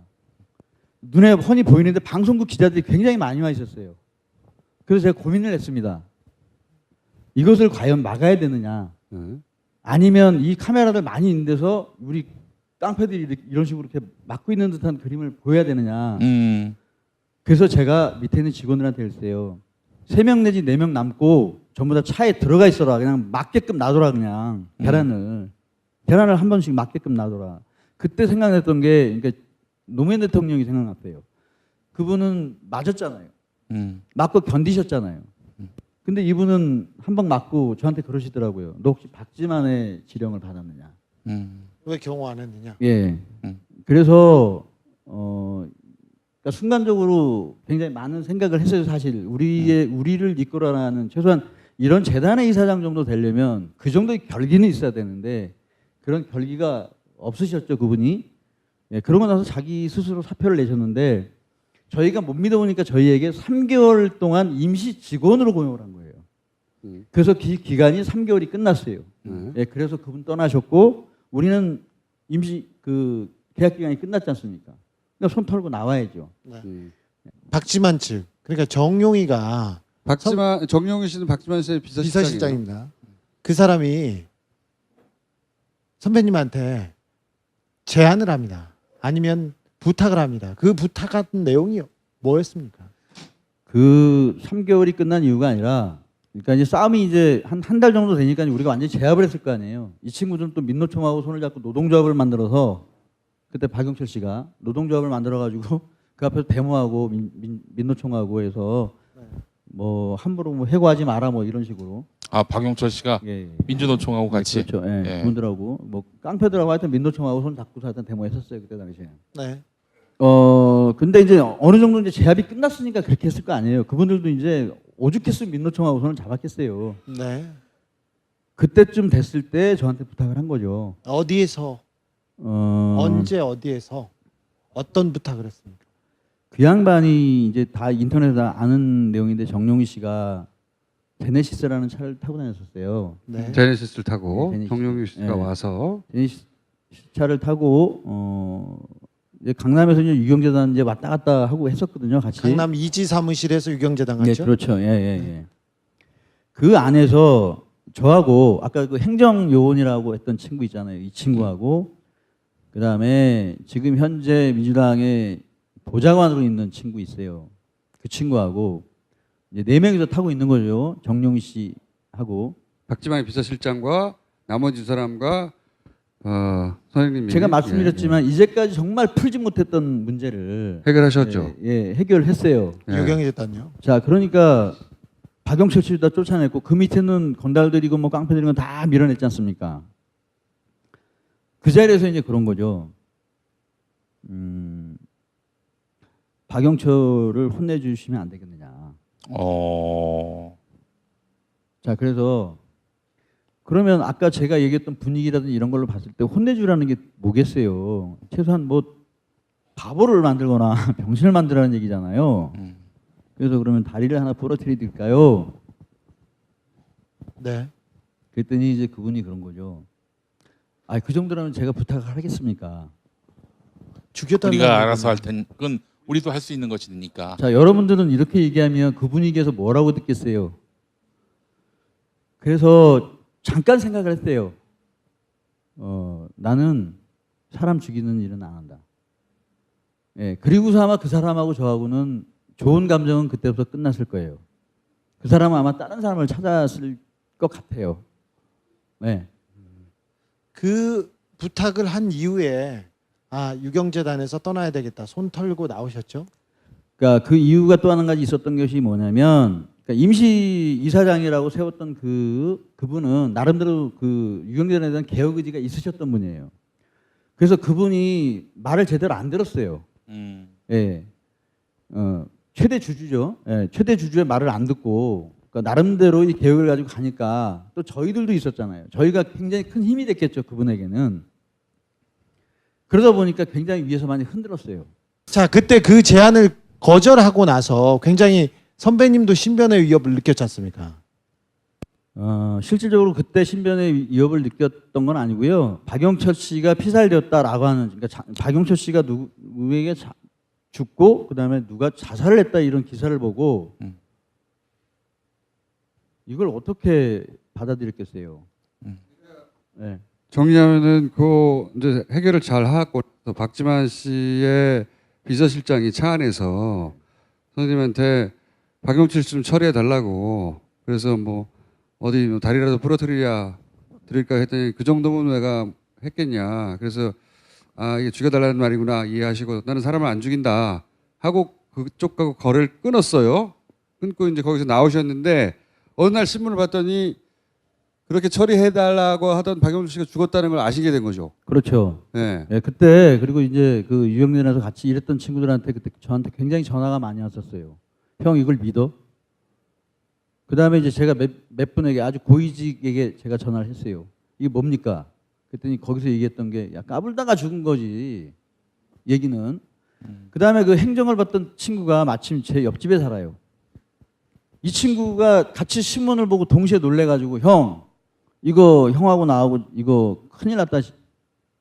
그래서 신문을 제가 보고서 제가 이런 생각을 했어요. 야 정말 그동안 진죄가 너무 많아서 야 이거 이런 벌을 나한테 주시는 모양이다. 이제 도망가는 것이 아니라 이제 나를 지켜야겠다 싶어가지고 그때 본인도 바로 엮일 거라고 생각하셨군요. 그 그렇죠. 그래서 제가 그 뒷날 정용희 씨한테 전화를 했어요. 박지만 씨 비서실장 때 네. 죽여달라는 제안을 했던 그 예, 사람에게 예. 다시 전화를 해서 예. 그래서 제가 그랬어요. 그 다음에 납니까? 그 다음에 나요? 그랬더니 그 친구가 한참 침묵하고 있더라고. 그래서 나를 아마 죽이려면 만만치 않을 텐데 한번 알아서 해보라. 이러고서 이렇게 하니까 네 알겠습니다. 전화 끊겠습니다. 그러고 전화를 딱 끊더라고요. 굉장히 당황했어요. 그 친구가. 왜냐하면 그 다음에 나요라고 했을 때 그쪽에서 무반응이었습니까? 반응이 없죠. 침묵. 예. 그다음에 그러니까 통상 그게 상관이 없으면은 아 무슨 소리 하세요, 형님? 뭐 이렇게 답했을 서로 텐데. 알아들은 거죠. 예. 왜냐하면 죽이려고 했다는 걸 알고 있는 사람이고 그렇죠. 그런 다음에 그런 사실을 알고 있던 사람들을 혹시 다 없애버려야 되는가 이런 계획도 머릿속에 있었을 그 수 있으니까. 정도로 충분히 할 만한 사람이고 제가 주진우 기자님 맨 처음에 만났을 때도 그 정도는 그냥 우습게 맨날 그 입에서 나오는 것이 누구 죽여야 되고 뭐 살려야 되고 뭐 이런 얘기를 일상화 시켰던 그런 분들이 꽤 계세요. 그 부류에. 그러니까 그런 분들이기 때문에 제가 주진우 기자님 만나서도 조심하셔라. 예. 저는 낮에 취재를 하는데 걔네들이 협박을 하는데 너 그러다 죽는다. 뭐 네 머리에 구멍 안 나냐 이렇게 계속 얘기해서 그러려니 또 듣는 얘기니까 어제 그 얘기는 하셨어요 하고 지나갔는데 저녁에 만났는데 저기 성동구청 앞에 있는 데서 으스름에 만났는데 주 기자님 조심하세요. 그 쟤네들이 죽여요. 당신 그러다 죽어. 그러면서 저한테 칼을 들고 다니라는 거야. 가스총을 사라놨는데 가스총을 사면 이게 반응할 때 이 격발 장치 뭐 이게 시간이 걸리니까 손도끼를 꼭 운전석에다 넣고 다니고 사시미는 들고 다니라는 거야. 그 말이 더 무서워. 그래놓고 며칠 지나면 저기 선배님 전화를 해가지고 야 저기 어떻게 움직이고 있으니까 너 당신 조심해라. 그리고 항상 뭘 남겨놔라. 너 그리고 너의 성명이 안전하다는 걸 꼭 어디에다가 누구한테 얘기하고 다녀라. 그렇게 해서 며칠에 한 번씩 괜찮으세요? 건강하시고요. 아직은 살아 있습니다. 이런 얘기를 계속했어요. 그러다가 이제 그 사람들의 협박을 들었죠. 그러면 너무 오싹오싹한 거예요. 박영철 씨가 신동욱 씨를 칭따오로 데려가서 거기서 죽이려고 했다고 신동욱 씨가 주장했잖아요. 그 사건 관련해서도 아시는 바가 좀 있습니까? 들은 이야기가? 그 이야기는 신동욱 씨한테 들은 경우도 있고 그다음에 관계자들한테 많이 들었죠. 관계자들한테. 뭐 정용희 씨도 뭐 이야기 많이 했고 비서실장 정용희 씨. 예. 그다음에 이제 그 저를 맨 처음에 만나서 이제 그곳에 그러니까 유경재단의 일을 맡겼던 분들 이런 분들이 그분들한테는 그냥 다 그렇게 알고 있는 팩트였어요? 말하자면? 최초에 그러니까 최초에 제가 그 이지 사무실에 갔을 때 그때 정용희 씨 그다음에 중국에 그 신동욱 씨하고 같이 갔던 몇 명 사람들 이 사람들이 모여 있었어요. 그래서 저를 이제 상견례 시킨다고 이제 저를 불렀었는데 그때 신동욱 씨가 하필이면 다리를 쩔룩거리면서 나타난 거예요. 그 자리에. 칭따오에 가서 신동욱 씨는 그 뛰어내리다가 다리를 다쳤지. 도망가다가 뛰어내려서 다리를 다쳤어요. 2층에서 떨어졌죠. 나타났는데 그때 그러니까 이제 그 사무실 자체가 그러니까 탁 트여 있고 이제 뒤에 이제 사장실, 회장실 이렇게 있잖아요. 저는 이제 회장실에 앉아가지고 이제 얘기를 하는데 그건 이제 박지만 씨 사무실은 아닙니다. 거기 앉아서 얘기하는데 바깥에서 신동욱 씨가 회장님 이럴 수가 있습니까? 이러면서 들어오는 거죠. 그래서 저는 그 사람이 누군지 모르잖아요. 중요한 장면을 목격하셨네. 누군지 모르잖아요. 그랬더니 이제 그때 당시 유경재단 고모님이 깜짝 놀라서 나가시고 그다음에 정용희 씨가 갑자기 확 숨더라고요 뒤로. 확 숨으면서 이게 도대체 뭔가. 근데 이제 뒤에서 신동욱 씨가 그 유경재단 고문한테 아니 회장님 이럴 수가 있습니까? 저럴 수가 막 시끄럽게 막 소리가 들려요. 근데 그 고모님이 제 선배님이시거든요. 그래서 가서 아니 선배님 이거 무슨 일이세요? 그랬더니 별일 아니니까 가 있어 그러시더라고. 그러면서 한참 옥신각신하다가 신동욱 씨가 갔어요. 그러나서 이제 그 고모님하고 이제 다시 모였을 거 아니에요. 예, 다시 모였어요. 한숨들을 이제. 푹 쉬더라고요. 한숨을. 한숨을 푹 쉬면서 거기서 하는 얘기가 박영철이 저 새끼 저거 제대로 저거 처리를 했어야지. 저게 뭐 하는 짓이냐고. 응? 가서 죽였어야 하는데. 저렇게 응? 그러니까 신동욱 씨를 그 칭탑에 가서 못 죽여서 화근이 됐다 뭐 이런 식의 대화네 말하자면. 네. 예, 그런 게 맨 처음에 이제 최초에 어쨌든 이제 제가 그걸 이제 아주 굉장히 들었던 중요한 거고. 장면들을 목격하셨네요. 선배님한테 신동욱 씨를 처리하라는 그런 그 지시는 없었습니까? 그런 얘기는 없었습니다. 예. 그렇구나. 그러면 기본적으로 오촌 살인 사건, 그러니까 우린 그렇게 부르는데 처음에 보도될 때는 박용수 씨가 사촌 형을 죽이고 자기가 자살했다 이렇게 보도된 걸 보자마자 이 사람들 당했구나라는 거를 직감하셨고, 네, 당연히. 네. 거기서 한 발 더 나가서 그렇다면은 한 사람이 한 사람을 죽이고 한 사람이 자살한 게 아니라면 제3자가 했을 거 아닙니까? 저기 머릿속에 확 떠오른 제3자들이 있었어요? 박용철의 몸에 상처가 10군데 이상의 자상, 칼로 찔린 그 상처가 있었고 머리가 3군데가 두개골이 함몰됐어요. 누가 움직였는지 감이 가시죠? 그 작업의 형태를 보면 이거는 누구의 패턴이다 이런 게 전문가들한테 확 보이는 거 아닙니까? 이건 누가 갔나? 뭐 이런. 저거 그러니까 네. 저나 이제 같이 유경련선에서 근무했었던 사람들, 그러니까 내 편이 아니라 그때 당시 박용철 씨 편에 있었던 사람들도 대략 누군지 알아요. 오. 예, 누군지 안다고. 난 그 왜 조사 안 하는지 모르겠어요. 여러분, 자, 제가 박용철 씨를 치러 들어갔을 때 그때 당시에 박용철 씨 친구 중에서 몇 명이 있었어요. 건달들이. 그 사람들 돈 하나도 없었어요. 근데 박용철 씨가 죽고 나서 연간 매출 400억 회사의 회장이 돼 있어요. 그러면 여러분 어떻게 생각하겠어요? 오. 돈을 잘 버는구나 생각하죠. 자, 그 사건이 있고 나서 네. 그분이 연간 매출 400억 회사의 회장이 됐는데 그 회사가 하필이면 이건 기자들의 얘기입니다만 포스코와 관련된 회사잖아요. 자, 이거는 제 얘기가 아니라 이건 네. 기자들의 얘기입니다. 네. 그러면 자, 그런 정황 말고 구체적으로 이거 작업의 형태 혹은 뭐 친소 관계로 보아 누구겠구나 하는 짐작하는 사람들이 그때 이미 있었다는 거죠? 다들. 어떻게 이름을 대요? 아니요. 듣고 싶지 않아! 네. 저기 제가 취재할 때 그런 얘기 하셨잖아요. 칼 쓰는 누구, 톱 쓰는 누구, 망치 쓰는 누구 얘기했었잖아요. 한 가지만 말씀드리면 그때 당시에 쇠파이프로 내 부하를 쳤던 그 친구 의심이 많이 가죠. 그 다음에 이렇게 보면 굉장히 사람이 어리버리한데요. 갑자기 뒤에서 이렇게 쿡 찌르는 친구들이 있어요. 예, 사람이 평범하게 생겼어요. 예, 그런 친구들이 몇 명 있어요. 그러니까 제가 그 광역수사대 같이 주진우 기자님하고 같이 들어가서 그날 다 말씀을 드렸어요. 경찰한테. 근데 이 공개적인 장소에서 이걸 얘기하면 아니면 이름은 얘기하지 마요. 예. 아직 걔네들 망치 들고 저희가 다녀요. 먼저 자꾸 잡혀가 보면 안 되거든요. 아니 잡혀가는 게 아니라 여기는 사라져. 이건 아직 걔네들 망치 들고 다녀요. 자, 일단은 저기 안 여쭤보시니까 제가 네. 이제 좀 자발적으로 말씀을 드리자면 네. 지금 현재 그 박용철 씨 죽음 이후에 여러 사람들이 죽었잖아요. 그렇죠. 제 생각인데 네. 전체가 뭐냐면 아군이라고 하는 사람한테 죽었어요. 그 사람들 편이었던 사람들. 예. 네. 그래서 내막을 알만한 사람들. 그렇죠. 그러니까 내가 예를 들어서 이 사람은 내 편이야라고 하는 사람한테 하고 편안하게 대했던 사람들에게 죽었을 거다라고 저는 생각을 해요. 네. 비밀을 공유하는 사람들이군요, 한마디로. 네. 박용철도, 박용수도, 그 다음에 황선웅도, 주암계도.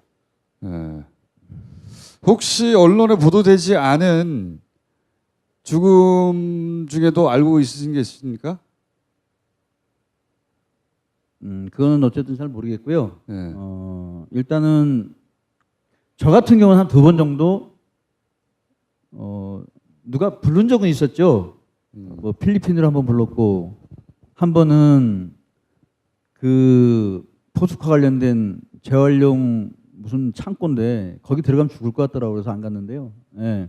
하여튼 뭐 그런 경우, 그러니까 이건 내 예감일 수도 있고 실질적일 수도 있는데 그런 것은 있었죠. 그러니까 그 일이 있고 난 이후에 바짝 가드를 올리고 왜냐하면 상대가 워낙 권력자니까요. 권력자고 이게 업자들끼리 싸움 수준이 아니라 어느 순간 지도세도 없이 사라질 수도 있는 거잖아요. 그리고 그 뒤로 제대로 수사도 안 되고 진실도 밝혀지지 않고 굉장히 공포스러워. 그 공포가 뭔지 저희도 압니다.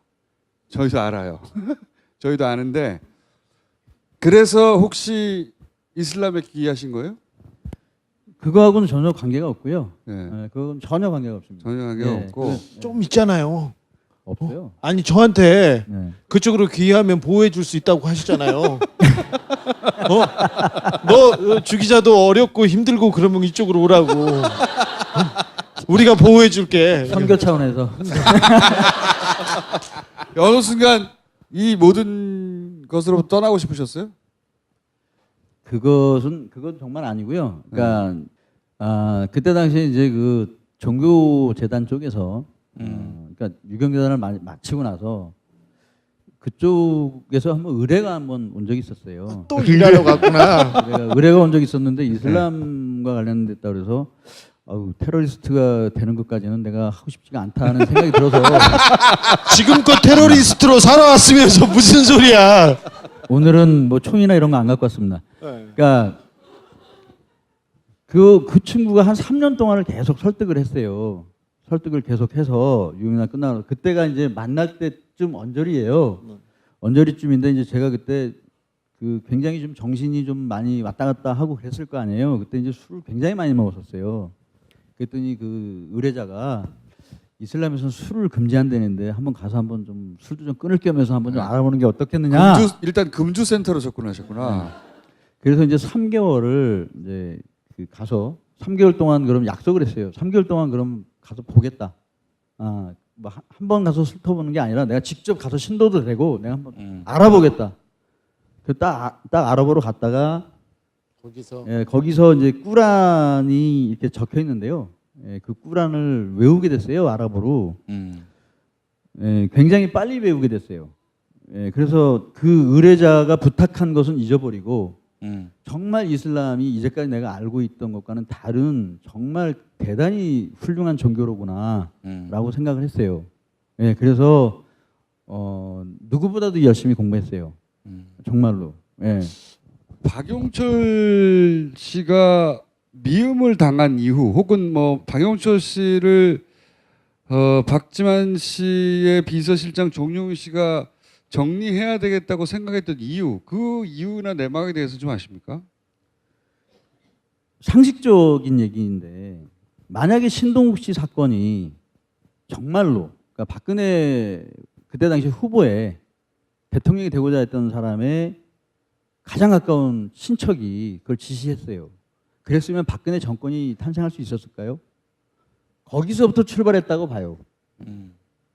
거기서부터. 그러니까 신동욱 씨 주장에 의하면 박지만 씨가 자신을 박영철을 시켜서 중국으로 유인해서 죽이려고 했다라고 주장했는데 만약에 그게 사실로 드러난다면 박근혜 대통령이 못했겠죠. 그러니까 거기에 걸림돌이 되니 그 사실을 알고 있는 박영철이 자기 편일 때는 상관이 없는데 박영철이 자기 편이 아니게 되면 굉장히 위험한 인물이 되죠. 자기 편이었다가 반대편으로 갔잖아요. 그렇죠. 그래서 자기 편이었을 때 알고 있던 비밀, 그것도 굉장히 치명적인 비밀. 그러니까 대통령 후보의 동생이 대통령과 관련된 재산 분쟁 때문에 대통령 후보의 여동생 남편을 죽이려고 했다.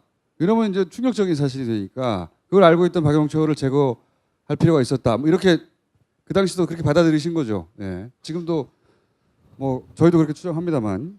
정윤회 최순실 씨는 유경재단에서는 어떤 역할을 하셨어요? 최순실 씨는 나타나지 않았고 정윤회 씨는 그때 나타나지 않았습니까? 정윤회 씨는 굉장히 머리가 좋으신 분이고 저는 그분은 참 젠틀하신 분이다라고 생각을 해요. 그분이 흔적이 없어요. 근데 이제 최순실 씨는 이제 이런저런 사람들에 의해서 입에 오르내리는데 그때 당시에. 정윤회 씨는 도대체 뭘 어떻게 하고 살았던 사람인지 잘 모르겠어요.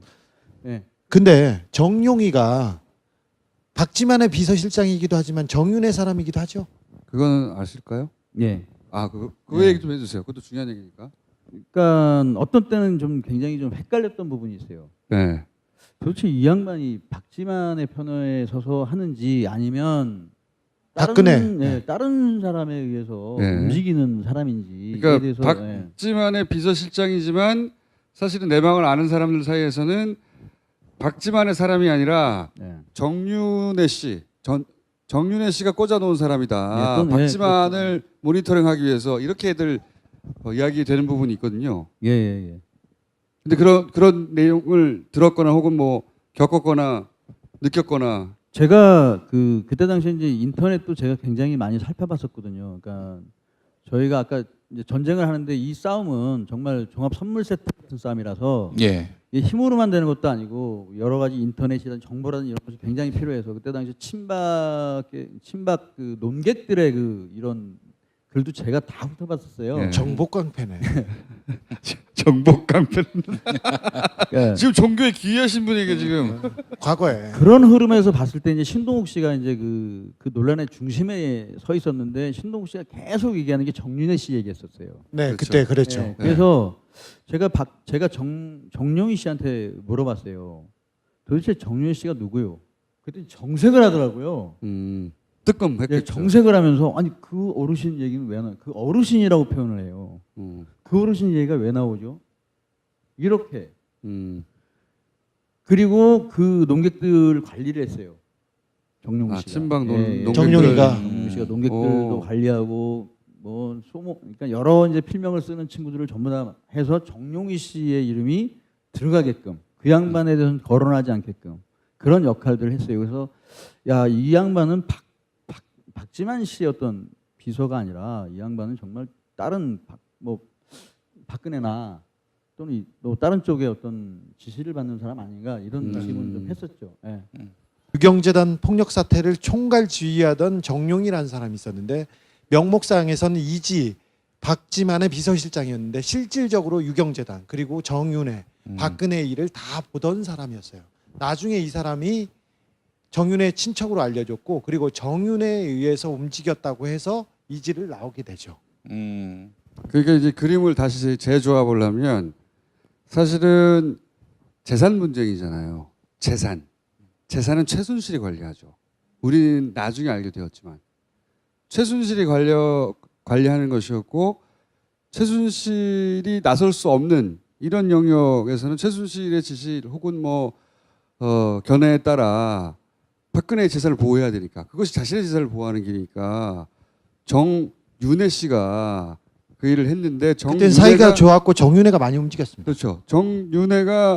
윤회 씨가 앞에 내세운 사람 중에 한 사람, 꽂아놓은 사람 중에 한 사람이 정용희 박지만의 비서실장이었다. 그래서 그 밑에서는 정용희만 보였지만 뒤로 올라가면 결국은 박근혜 재산관리자 대리인인 최순실과 정윤회가 있었던 거 아니냐. 이 유경재단 사건 전체에. 그런데 내부자였기 때문에 그 내막을 좀 알고 있었던 신동욱 씨는 그래서 계속 정윤회를 얘기했던 거였던 거죠. 그럼 선생님 박용철 씨 사례를 사주한 사람 이게 뭐 실제로 이렇게 한 사람 말고 윗선 가늠되시는 사람이 있습니까? 있는데요. 예. 여러 지금 얘기한 사람 중에 있습니까? 그러니까 쟤는 몰아가는 돼지예요.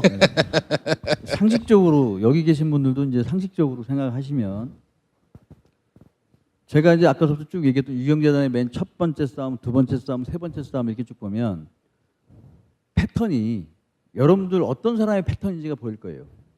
그닥 치밀하지 않아요. 그다음에 벌어진 일을 또 덮으려고 윗돌 빼서 밑에 돌 대고 밑돌 빼서 위에다 올리고 이런 일을 한 사람이 있잖아요. 여러분 다 아시잖아요 누군지. 네? 저기 최 씨인가요? 젠틀하지 않죠?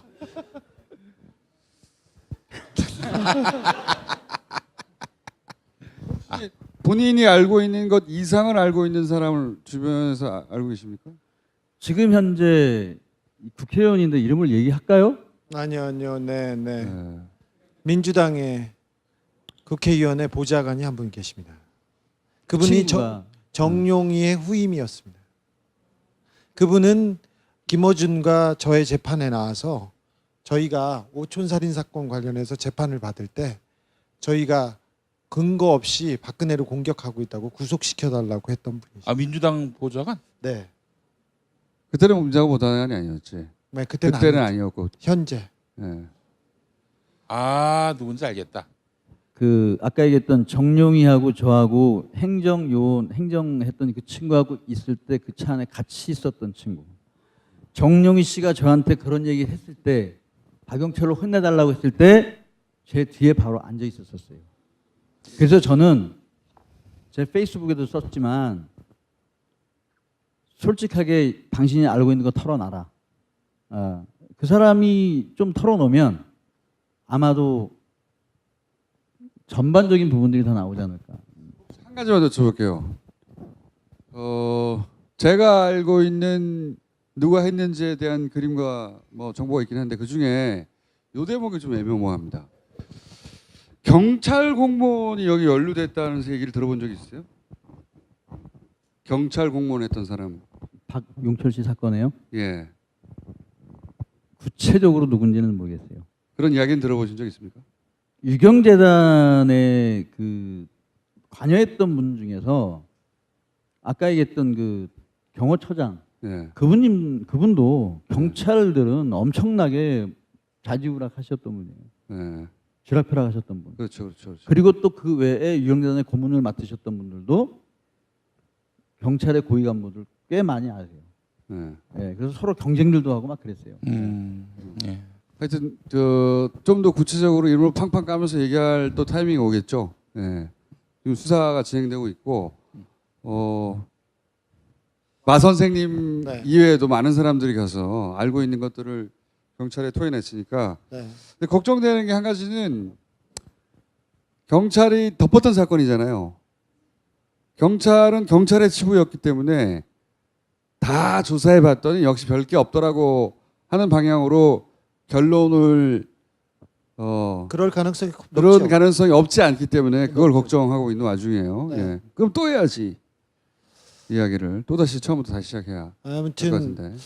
어두운 과거를 이렇게 밝히면서 자기 치부를 밝히면서까지 저의 신변을 걱정해 주셨고 그 이후에도 계속해서 위험이 있을 때마다 저한테 알려주신 분. 아이고. 그리고 이제 오촌살인 사건의 진실, 누가 과연 박용철을 죽게 했는지, 박용수를 죽게 했는지 그 얘기를 하겠다고 지금 직접 나오셨습니다. 여러분, 마 선생님한테 박수 좀 부탁드립니다.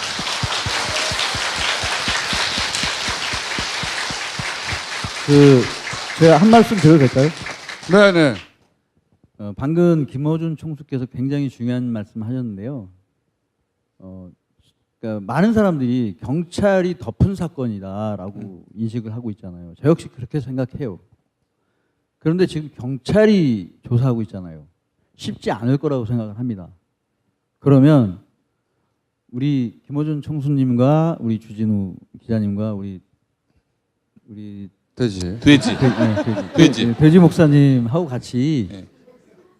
힘을 합쳐서 이 사건이 밝혀질 때까지 제가 끝까지 같이 하겠습니다. 아이고.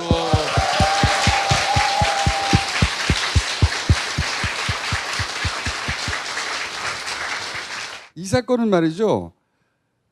지금 여전히 태극기를 들고 왕비가, 국왕이, 공주가 부당하게 감옥에 갔다고 믿는 사람들 있잖아요. 근데 박근혜 정권의 박근혜 권력을 구성하는 본질 같은 거를 가장 여실하게 드러내는 사건이에요. 이게 어떤 사람이 그 뒤에 있고 그 권력은 어떤 성격이었나를 가장 여실하게 드러내는 사건이 이 사건입니다. 형제간에 네. 깡패를 동원해서 서로 죽고 죽이고 사촌이 죽고 죽이고 네. 주변 사람 막 죽고 같은 편 죽고 사라지고 그런 사건이에요. 그런 분들이세요. 그래서 이 사건은 저희가 앞으로도 계속 물고 갈 것이라서 계속해서 이 각하를 보내드리는 와중에도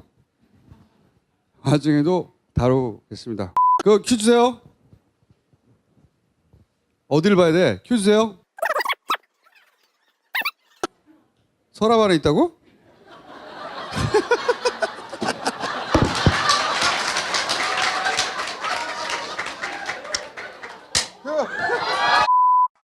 원래 10시에 끝나기로 했으나 테드 강연이 실패하는 바람에 11시에 오늘 끝났는데요. 오늘 사실 여러 가지 맛배기로 앞으로는 이런 게 벌어질 것이고 대략 한 3개월 정도 각하를 보내드릴 때까지 계속해서 조금 더 많은 내용, 조금 더 강한 내용이 나올 텐데 맛보기를 보여드리려고 했는데 중간에 맛이 좀 실패했던 점이 없잖아 있으나 기대해 주십시오. 각하를 보내드릴 때까지. 그리고 요 사건은 물고서. 왜냐하면 이 사건은 말이죠. 지금 여전히 태극기를 들고 왕비가, 국왕이, 공주가 부당하게 감옥에 갔다고 믿는 사람들 있잖아요. 근데 박근혜 정권의 박근혜 권력을 구성하는 본질 같은 거를 가장 여실하게 드러내는 사건이에요. 이게 어떤 사람이 그 뒤에 있고 그 권력은 어떤 성격이었나를 가장 여실하게 드러내는 사건이 이 사건입니다. 형제간에 네. 깡패를 동원해서 서로 죽고 죽이고 사촌이 죽고 죽이고 네. 주변 사람 막 죽고 같은 편 죽고 사라지고 그런 사건이에요. 그런 분들이세요. 그래서 이 사건은 저희가 앞으로도 계속 물고 갈 것이라서 계속해서 이 각하를 보내드리는 와중에도 다루겠습니다. 오늘 여기까지 하겠습니다. 감사합니다. 고맙습니다.